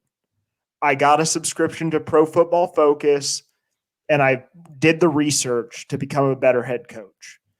And then they released that. And then at his first press conference, he's like, yeah, I didn't do any of that. Like, just straight up came out and said it. He's like, no, I'm still the same coach. I'm like, okay. Like, well, these are bold strategies. It's a bold strategy, Cotton. Why in your first interview? I hope it works out for him. I do too. I like a good fat football coach. That's why I like Brett Bielema. Yes. Like Brett Bielema, and he's got like that. He's just got a louder talk to him. Mm-hmm. And he wears big puffy coats, so he looks even bigger. Like, he fits the Illinois description. Like, we can check everything. Yeah. Like, this is a man. I'll see him at Fat Sandwich. Like, this is what's about to happen. I don't know. I think in the next year or two, I almost guarantee Bielema pulls in a 5-star dude. I would put money on that. Yeah. Within 2 years of so starting in the 2022 class, I would give him till 2024 to pull in his first 5-star. Like, he is like magnetic enough personality. He'll convince somebody to come here and ruin their career. And he's got Aaron Henry. I like him. I don't think he'll be here for very And when long. he hires Ed, it'll just skyrocket. I like Ryan Walters. No, just hire Ed just to be there. Like, you know what? You're going to be my recruiting coordinator. We're just going to hire this dude to cook gumbo on the sidelines. And you're going to do my press conferences for me. Oh, I'd be all. I don't know. Did you ever go Illini?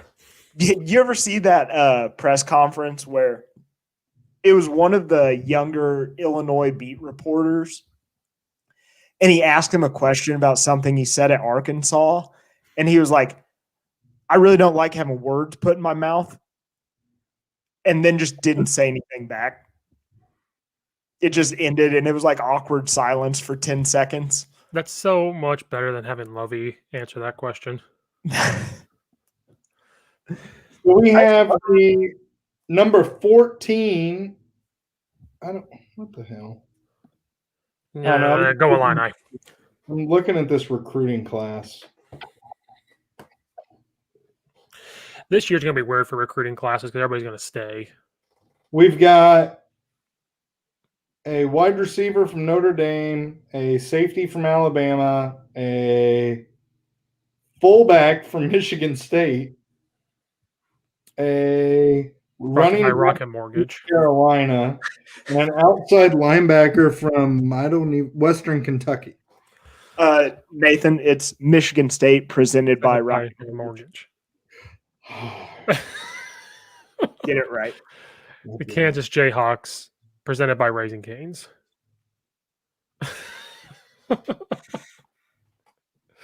Bill Self is going to be eating that on his press conferences next year. Hey, now I will say this: the Wise Carver kid from this recruiting class, who's already enrolled, number 27 offensive guard in the country, number 6 in his state of Missouri.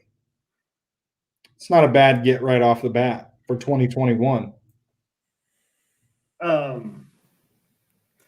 Yeah, they said they had 4 guys on campus that enrolled early, and Bielema said his yearly goal is going to be 10. If he can get 10 dudes to come in on campus early, which that's pretty lofty. Yeah. To get 10 recruits that not only can graduate high school early, but then want to go. Yeah. He is doing everything he said he was going to do. He is all in to get this. Yeah. Well, he just seems to have energy. Lovie Smith always looked like he was just tired. Yeah, he did. He sounded like he was tired. So we have an offensive guard from Wisconsin, number 7 in the state, 22nd at his position, and a pro-style quarterback who just committed, 25th in the state of New Jersey, but number 40 in the position.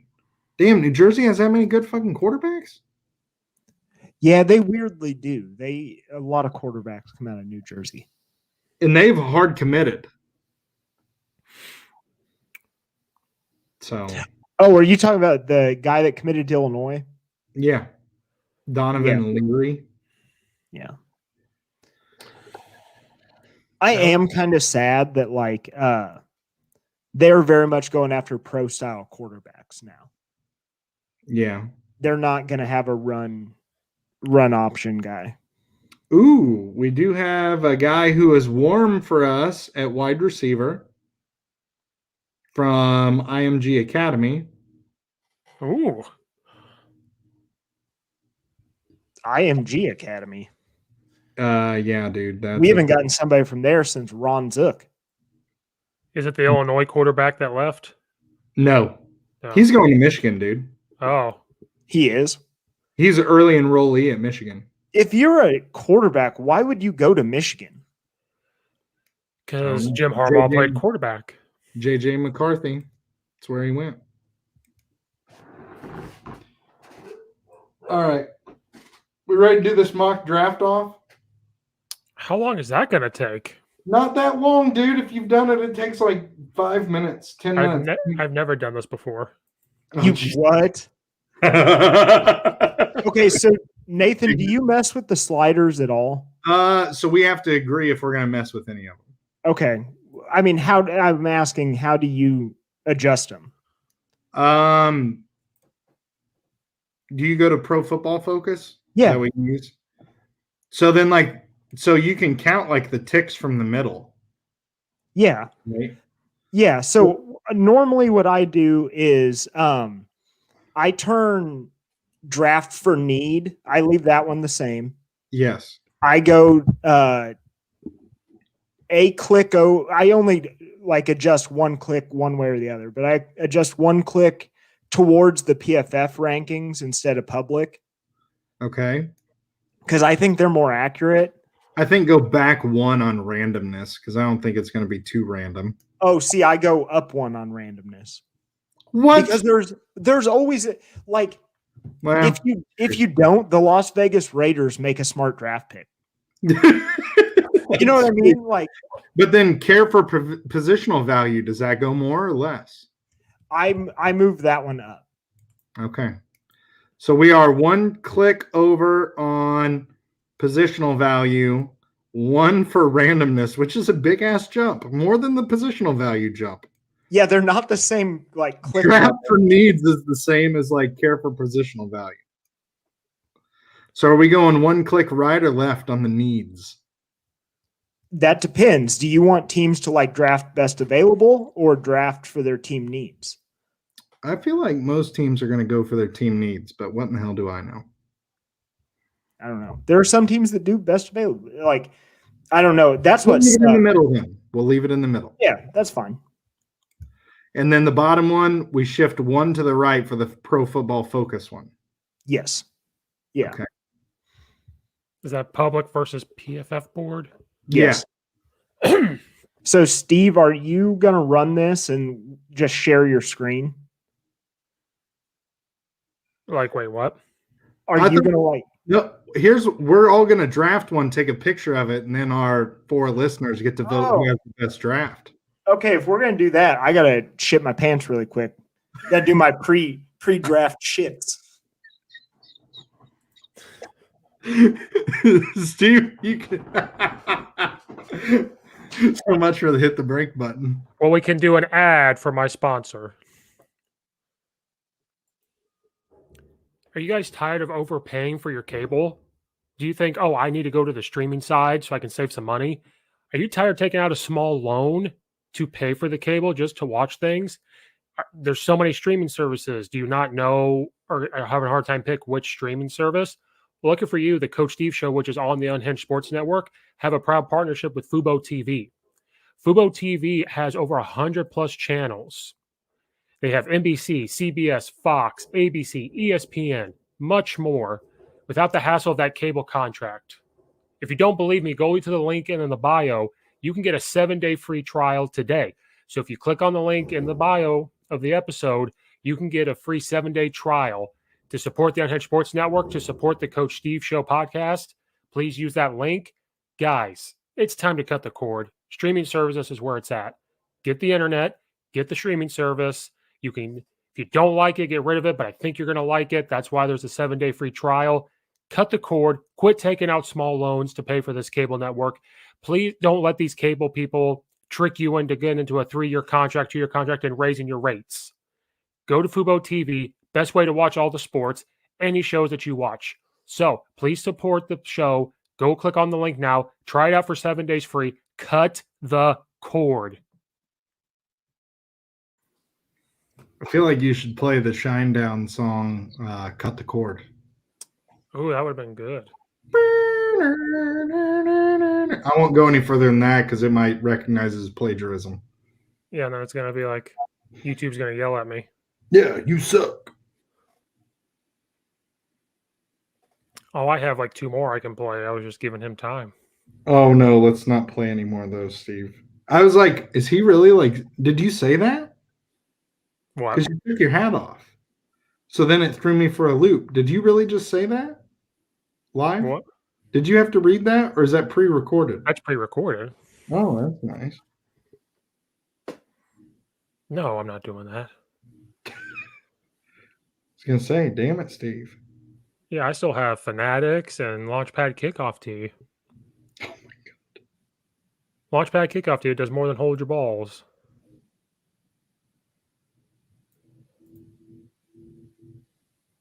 Oh, Matt wants to draft too. Yeah, that's fun. So we got to tell him what sliders. So positional value is 1 to the right. Randomness is 1 to the right. Needs is right in the middle. And public versus the Pro Football Focus board is 1 to the right. That randomness is a huge click over. Yeah, dude, that's a chunk. That isn't like the same click over. No. Who knows how they get their sliders? We don't need to discuss this. And so this is the draft to get our fandom back, Steve.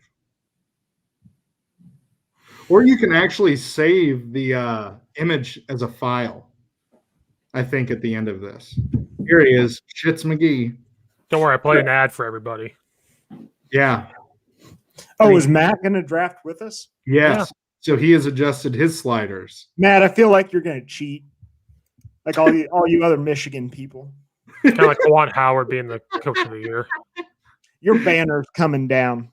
We're talking shit though. All right. Are we ready to enter our draft? Chicken strips dumps brought to you by Sharp. Yeah, by the way, Steve, were you reading an ad? I pre-recorded them. Yeah, I have to start doing that.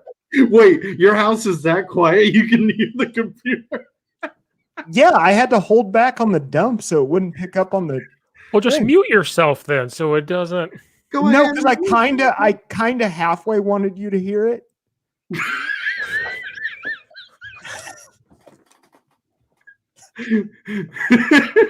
A bunch of fucks around here. All right. All right. Yeah, Brad, I have pre-recorded ads. I need to start doing them. I need to be like, we need to take a break. I got family coming over in like less than an hour, I think. Okay. So remind me what we're doing. Positional value up 1. Up 1. Randomness up 1, which is a huge slider. Yeah. Draft for needs in the middle. Okay. Pro Football board 1 to the right. Okay. Are we all the Bears? Yes. Yeah. Don't be cheap, Steve, and go with I the want to make sure I clicked on the right one. Okay. Hey, if you ever want to have a really fun one, draft as the Jets.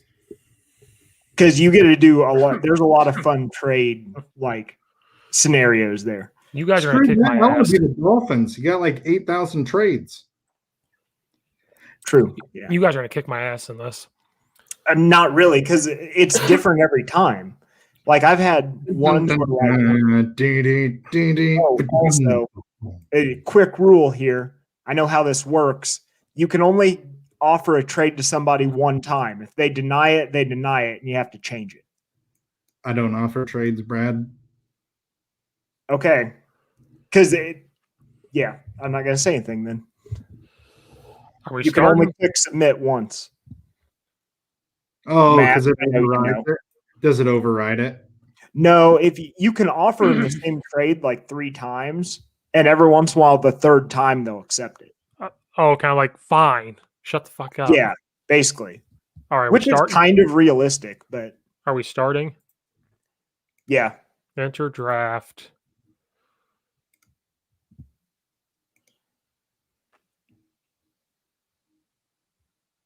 Damn it. They won't accept my trade. Fucking assholes. Ooh. Ooh. Ooh. Hmm. Hmm. Hmm. What does the Arizona Cardinals have as far as picks? Shit picks. Okay. Fuck them. I love how quick it go. Oh, the Bears suck. Pick 52 is the next one. Jesus Christ. Yeah. All the good players are fucking gone at this point. God damn these bastards. Okay. I don't like this draft, Brad. It sucks. I don't like this draft either. It's not going well. No. I'm going to get my ass kicked here. I'm not drafting somebody from Kentucky. Get that shit out of here. Or Auburn. Get that shit out of here. God damn it. Leatherwood just went off in mine. Fuck.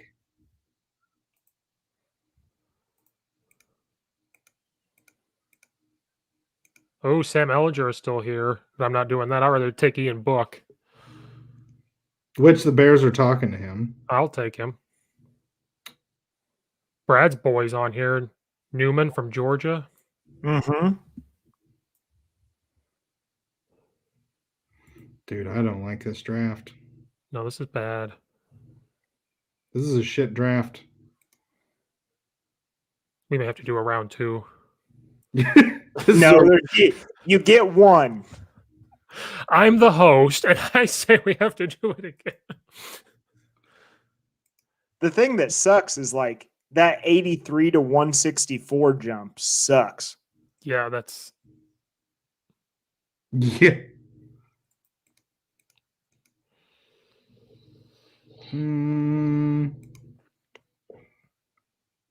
Let's try this.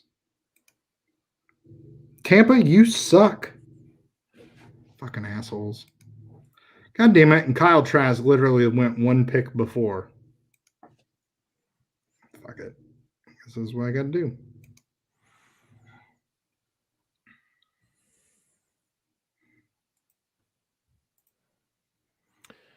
I'm at the pick 204, and Sam Ellinger is still here.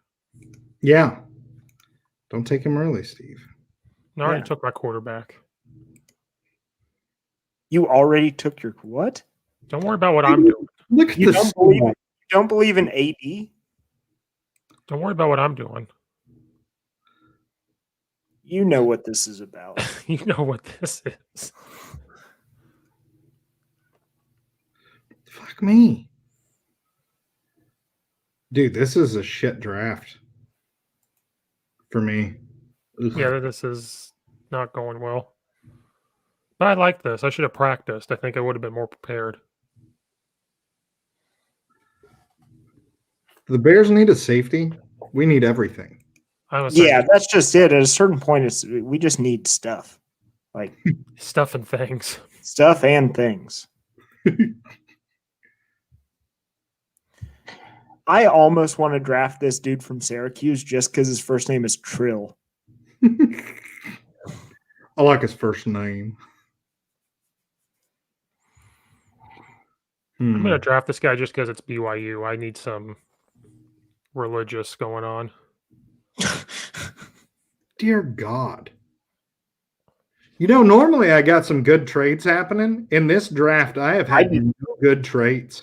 I got no good offers. None. I'm done. I'm done.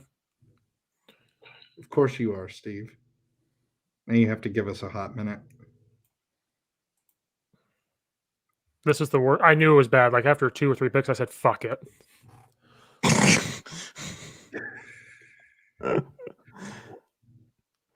Okay, that's what I want to do. I didn't even make any trades. Dude, I can't. I have no good offers. I don't even know who half these people are. That's kind of what happened. I just went by schools. Like I took a lineman from Wisconsin just because I was like, oh, they have good linemen.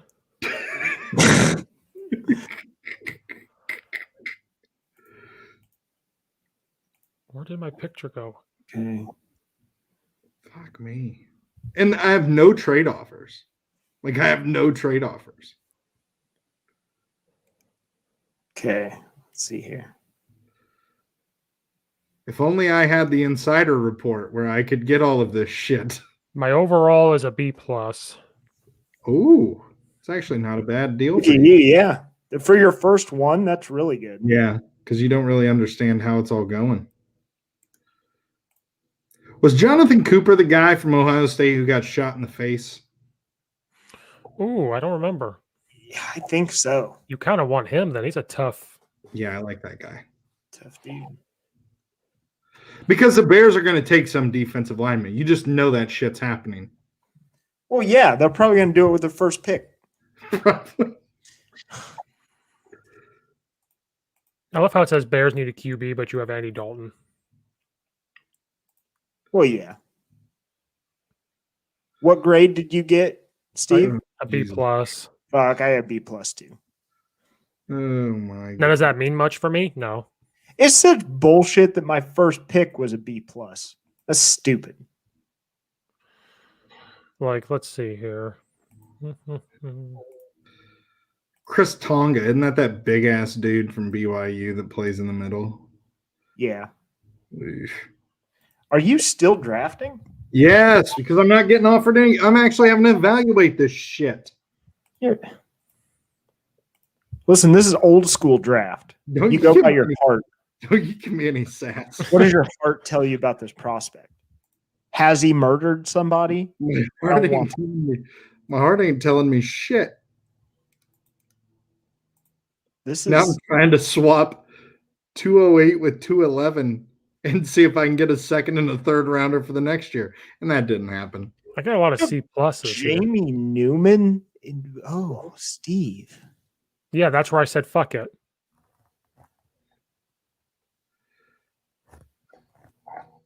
Jeez. I do like the Trayvon Moehrig pick. Dude's a stud. Oh, I was like, where do you want a safety? Oh, in a 4.25. Let's bring him in. I have a lot of C+ers, but I believe in underdog stories. Yeah.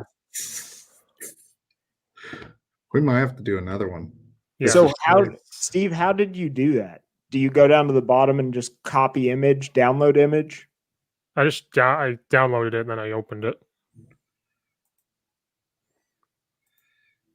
Dear Lord. Wonder if they'll give me like, come on, baby. Nope. Oh. Okay. I like that. No trade. I'm very thankful we still have 3 watchers right now during this. Like these fucks. And when they listen to the audio, they're like, what the hell is going What on? is happening? Okay, so how do I share my thing? Do I have to email it to you? No, at the bottom, is there like a share? Yeah. You can click on share and then it's going to give you options of what to click on to share your screen. So do I just click share screen? It's going to say share screen. It's going to tell you the B-. Fuck you, Chicago. It's going to say like it's going to use computer power, which is fine. Ooh, I got an A-. Suck it, hose. Okay, calm it down. Where do I go? At the bottom, there's share screen. Click on that. Then it says share screen. Then it's going to say sharing screen tips. Okay. Then you click on share screen. Then it's going to say your entire screen. There's an applications window or a Chrome tab. Okay, can you see my screen? So what one do I want to share? Chrome tab? Oh shit, did I just override you? They're working. So No. whose is this? This is mine. So this JC is yours. in the first. Oh, okay. I just punted on quarterback. Doesn't matter. Yeah, I did too. I like the Ian Book pick. I respect. Just last pick, like whatever, some developmental guy. I figured he could run around and maybe win you a game. And by the way, that Jonathan Marshall dude from Arkansas is a man. How do I share my screen? I'll put yours up in a second. Oh, okay. Yeah. Whoops. Two tackles in there. No, because when I click who shares No, a it's a screen, screen inside of a screen. Yeah. Inside of a screen. Oh, sorry, Steve. because when Brad shares a screen, there was 2 Dr. It Chicken strips. crashes this. I apologize. Why Here, is your screen so small? Yeah, because I'm projecting onto a monitor.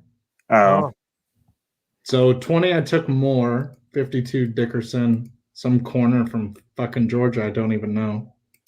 Dude who got shot in the face. Lineman from Wisconsin. Ellinger. We need a lot of help at wide receiver. yeah. And then, Orlando. but then I made a trade and I swapped 232 for 221, but I picked up a 3rd rounder in the next draft. Ian Whoa. Book an A+. Is Lou Holtz grading the fucking great?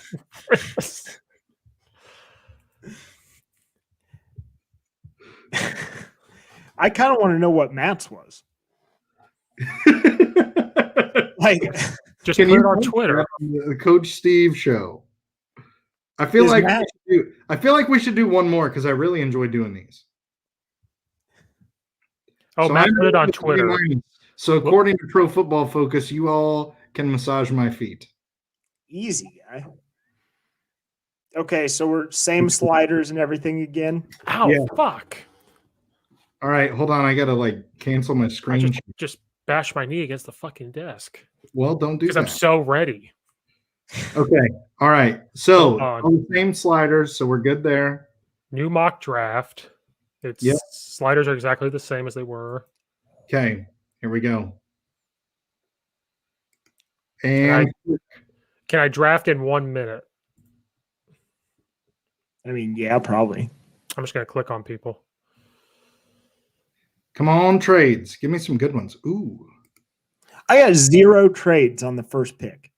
how's that even work? That's stupid. I love how the New England Patriots are trying to slide up in mine. Mac Jones got taken with the 19th pick right before me. This is stupid. I'm done with this. This jump from the first, good lord. A tackle from North Dakota State. He's really good. Dylan Radis. Yeah. Dylan. Yes, sir. Ooh, I just got a big trade. That was a good one. I just got a round 1 for a 3rd rounder. Now I can start picking. Cincinnati Bengals want to trade with me. Fuck you, New Orleans. You ain't getting this draft pick. I don't even know who Owusu Kamara is. I don't like him. Jeremiah Owusu Koromoa. Yeah. Kendrick Green is on here. Yeah. The hell is that? What is that? Does anybody else hear that? Is that Brad? What? Do you hear that? I don't know.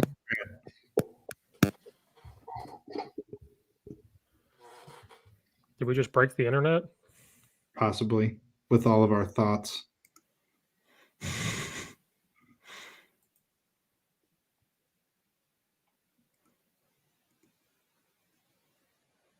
Ooh, I don't like that. I don't want to slide that far.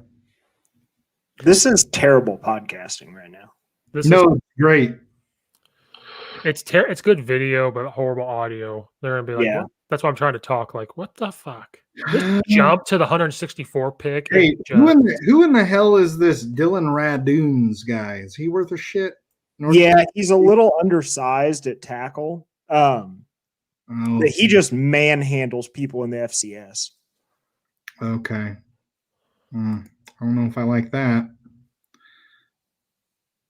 So who would you take, Liam Eichenberg or him? I would take the dude that played big time football. You damn right. That's what I'm thinking too. A safety from Illinois State?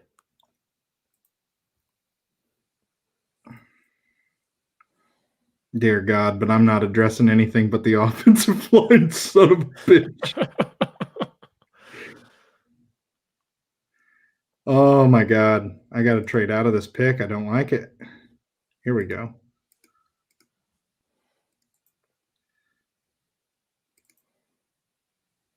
Oh. There we go. So I'm picking up a lot of picks now, but still not getting anything worth a shit. Hey, Brad, you're a Oregon fan. Is Javon Holland worth a shit? Yes. He's a really good player. I like him.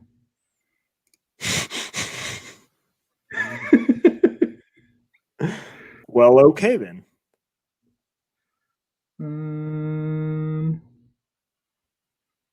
I didn't pick a quarterback. Oh, I got a B this time. Yeah, you basically have to pick up a quarterback at some point. Fuck. I'm going to start a new one. See, this is addicting. It gets addicting. In my draft, we're basically addressing the entire offensive line at this point. That's what I did. I have like 2 corners, tackle, guard. I picked up a tight end, wide receiver. You notice how we don't give a shit about the defense. We're like, fuck it. Which is not what they're going to do. I don't know. I am. He's jamming Davis. I mean, he's jamming. Is he worth a shit? He came out early. I Played SEC. I want to keep my first draft.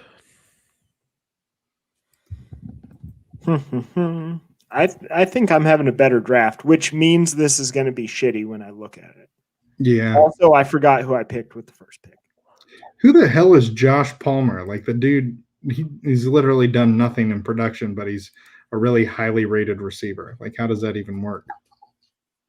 I don't know. Like, he had 4 touchdowns, and he's like, "Oh, yeah, really high rank." No, how does that? Could it be a Calvin Johnson type? No, because he's terrible. No. Who's Tylan Wallace? Ooh. You guys 2018 was a way better year for him. In the later rounds, most of the time I just pick players who are like, they've gone past their expected draft. Like, I'm just drafting for the best player available. I revert back to the Madden Xbox games. Like, who's the best? This one. Oh, fuck this. We're trading out of this spot, and I'm moving up in this draft. Or moving backwards. Nathan's taking this really seriously. Like, I'm still down. Yeah, I could have done a whole nother one by now. You could have. And you should. I can't believe it's 110, though. I'm like, oh. Ooh. Oh, that's stupid. This is stupid. Damn. I don't like this one. I'm using my first one. Got one trade. Oh, got one trade. My trade was terrible. It was like, hey, you have 100. Honestly, they're like accepting these, and so it's not bad. Well, one was like, hey, you have the 160 pick. Do you want the 200th pick instead? No, fuck off. Yeah. Cincinnati Bengals, worthless organization. Go join the Houston Texans. And give us Joe Burrow while you're leaving town.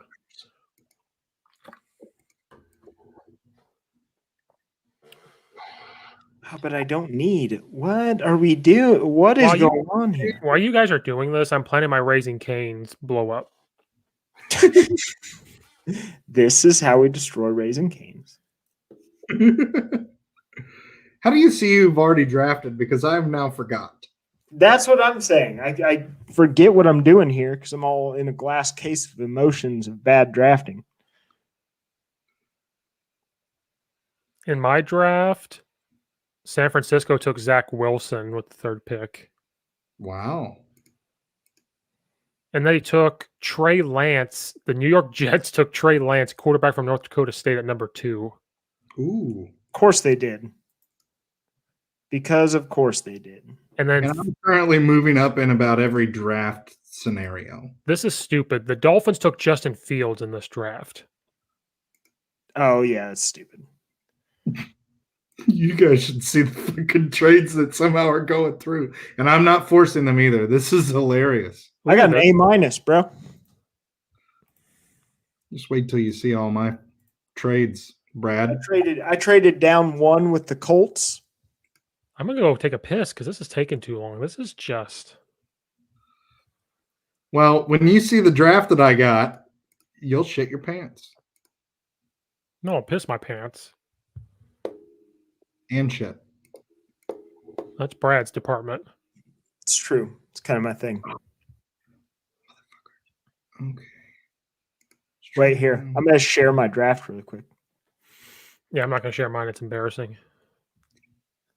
I wasn't paying attention to the last pick. I was going to take quarterback from the last one. But then I saw there was a tight end from BYU, and I was like, yep, I got Yeah, I'm actually going to have to start like drafting people because I have way too many picks. Fuck me. All right. You getting it?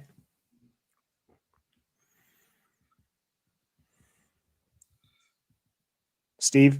Yeah, that's on there. Okay. Yeah, traded down with the Colts, traded down again with the Browns. Picked up a 2nd and a 3rd through those. Then J.C. Horn, Landon Dickerson, Wyatt Davis from Ohio State, who's a stud. Got a safety from Auburn. Dude from South Dakota State that I watch kill SIU all the time. And that tackle from Notre Dame is good. Yeah, that's like this edge dude from Coastal Carolina is small, but I feel like he would fit. And then I picked a quarterback at the end. How is that guy an A+? It's because it's our first overall need. Oh. You know what I mean? Because he wasn't bad, but like, goddamn, he's not. He's not good. Like we watched a lot of Arkansas games this year, and he wasn't a game changer. They're going to be good if All right, they guys, I'm coming. Just give me a hot minute. God, you 2 hours and 42 minutes on God's day. Welcome to church. It's the Lord's Day, Nathan. Well, this is church, though. Brad, do you see on Instagram where like Tim Dillon shares people watching his podcast, like welcome to church every Sunday? Every day. I thought about tweeting him, like, is my important church day today. I watched the beginning. He interviews somebody. I watched the beginning. It's kind of funny. Have you watched the one where David Dobrik killed those people? How did Matt? You didn't have the sliders done on this. How'd Patrick Surtain make it to you at 20? He's made it to me one time. And then Terrence Marshall at 52.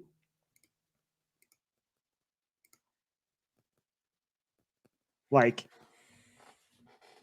this is a really good And draft. Matt, you took Sam Ellinger. You're done. Get out of here. If I see Sam Ellinger in a Bears uniform.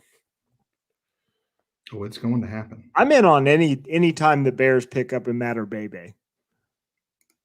Yeah, I think that's a really good late round pick. No, I'm fine with that one. Just wait till you see my draft. You're going to shit your pants. I like the Terrence Marshall one too. Yeah.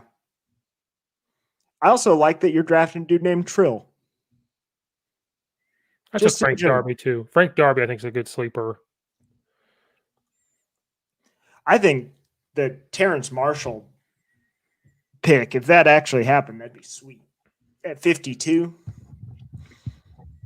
Because that's I don't even know where I'm at now. I just got done. You guys will see why here in a second. Did you do the Belichick thing where it's just you keep trading down? I got an A. Oh, I got an A. I got an A+ with the Jets the other day. Well, that's because it's the Jets. Well, yeah, because they need everything. Chrome tab. I think I found my new favorite thing. I'm not watching film today. Okay, here we go. So, starting off with the trade, Kansas City offered me. So I got their first rounder this year, their first rounder next year, their second rounder, and a third rounder. And I traded them my first rounder and a third rounder for next year. Whoa. Then first pick I take cost me. I'm fixing the tackle position right now. So take those two dudes, got that corner, then traded. They got my 63. I got 2 mid-rounders. That was an okay trade. Then fix the guard position, then draft a corner. Then this was a big trade for me. They got my fourth and the 94. I got their first, second, 99th, and 2 more. I don't even know what the hell they That's what? Yeah. That's insane. And then traded their my 99th and a round 2 for the next year and got their first rounder in 101. So I traded down 2 spots and swapped a first for a second. Then got a tackle out of because what the hell, right? Then took a safety out of Illinois State. Then traded Washington, moved down 20 spots, traded them my 5th and my 2nd and got a first and a second from Washington. Then took a linebacker out of Ohio State, took a center from Penn State. Then traded them my 164th and a round 7 for the round 1 and a 168. What the fuck is going on here? Fake. It's fake business. You're doing fake business. Then I took Matter Bebe, Sam Ellinger, Wap Fillier, then traded these 2 picks. I'm going to stop this stream here. You're doing fake business. I don't stand for this. Got an A. That no. You No. were doing trade overrides. No, I wasn't. Yes, No, Brad, I was not. I promise you. So in the end, I ended up with I think 6 first rounders for the next year for our new thing. You realize we can't even have 6 first rounders because we don't have the cap space to deal with the cap hit that would come. Trade from them. 6 first rounders. Yeah, we're gonna trade. No, them. they wouldn't let you make those trades. They wouldn't let us trade 3 first rounders for the number 1. No, because you can't at any point own more. I own 6 first rounders, and you're pissed off about it. For the whole new regime, we fire Matt Nagy, we fix our offensive line, we get a big receiver. Okay, listen, you can't be trading 6th and 7th rounders and getting a first rounder back. That happened. They really wanted that draft position. I don't know, dude. Dude, that one trade, though, I moved back 10 spots and picked up their first rounder, gave up a third, and got their second and third round pick. When Brad leans back, the computer shifts. He's got the microphone in his hand. We just need to take a step back. Listen, you're fake business. I even took 3 tackles. I forgot how many tackles I had. No, but that's good, though. I like picking up, especially late round tackles. Most likely they're going to be guards anyway. No. I took 3 tackles within the first 115 picks. Hey, whatever. One of them's going to do coke or something. And 2 corners. Yeah. And a guard. Pick that. Then I got a safety. So how many first rounders did I end up getting? And this is our fake business mug. 1, 2, It's just a picture of Nathan's face. 4, 5. 5 first rounders plus the Bears next year's first rounder.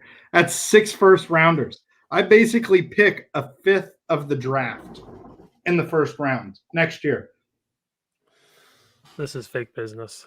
Yeah, this is fake. It's not fake. This is what I did. I showed you. And I was like, son of a bitch, they didn't accept it. This is bullshit. Like, I got turned down quite a bit. Hey, Steve, just so you know, because we're going to get off this subject because Nathan blatantly cheated. But I'll do it right now. I actually did Share a my little screen. business yesterday. You did a little fake business. I did. I called and tried to put an offer in on a $500,000 house. Are they sending you their competing clauses of what's? No, I told him, I was like, well, my people getting a hold of your people and, we'll get a contract drawn up. And they're like, okay. She's called me 3 times. That a boy. Wait a minute. You really Nathan, like Nathan just buy a house? go to Yeah, YouTube. I'm doing fake business. Go to YouTube and type in Tim Dillon fake business and just watch the 18-minute clip of him actually like discussing what fake business is. He calls somebody for this stuff. Yeah. Hold on, my wife's calling me. Oh boy. Hello? Oh, he's in so much trouble. What time does it start? Oh, son of a bitch. Oh, I can hear the yelling. Yeah, we're just gonna do that. Yeah. But anyway, yeah, they're like getting upset. I'm not answering the phone. I might have to change my number. Oh, unmute me. I did. Oh, Like, okay. I Yeah, get why he said, on boxes. I forgot. if you're doing fake business, like you can't have a number for very long. Yeah, you got to get a burner phone. You got to get a burner phone. Yeah. Get the flip phone from Track Phone. Yeah, I'm probably gonna have to. But it was so much fun. Like the lady was so nice. We're gonna come back next Sunday. Well, guys, I bought a $500,000 house. I told her that I'm a physician working for the local hospital down here. And I just started my new practice and I need a home. She gave me options and I was like, well, I'd like to see it, of course, but I would like to go ahead and put an offer down. At the 2-hour and 48-minute mark, I'm putting fake business, and I will try to make this a clip if I can. Okay, well, guys, I got to go because, I forgot I had to tear down boxes. Oh. Ooh. Have fun. Yeah, and it's from the Traeger grill. It's a big-ass box. Oh, you're keeping that box. That box was your child's. We're keeping the lid. We're keeping the lid, but the other part's really plain. Oh, okay. Well, then. Yeah, fuck that. Okay. All right. See you guys later. Remember, 6 first-rounders. Steve, I just tweeted at you with it, so you have the proof. Fake business. And, Fake business. I basically drafted an entire offensive line. This is our fake business mug. I did. I drafted 5 offensive linemen. And Raisin Canes. Guard and a center. And Raisin Which Canes, is, we're going to blow you it's up. not a bad strategy. Just all offensive line. I like it. I personally like it. I got Josh and Matter Bebe, and that's all that matters. Bebe. All right. See you guys. Have a happy Easter. Everybody have a happy Easter. Deuces. Blouses.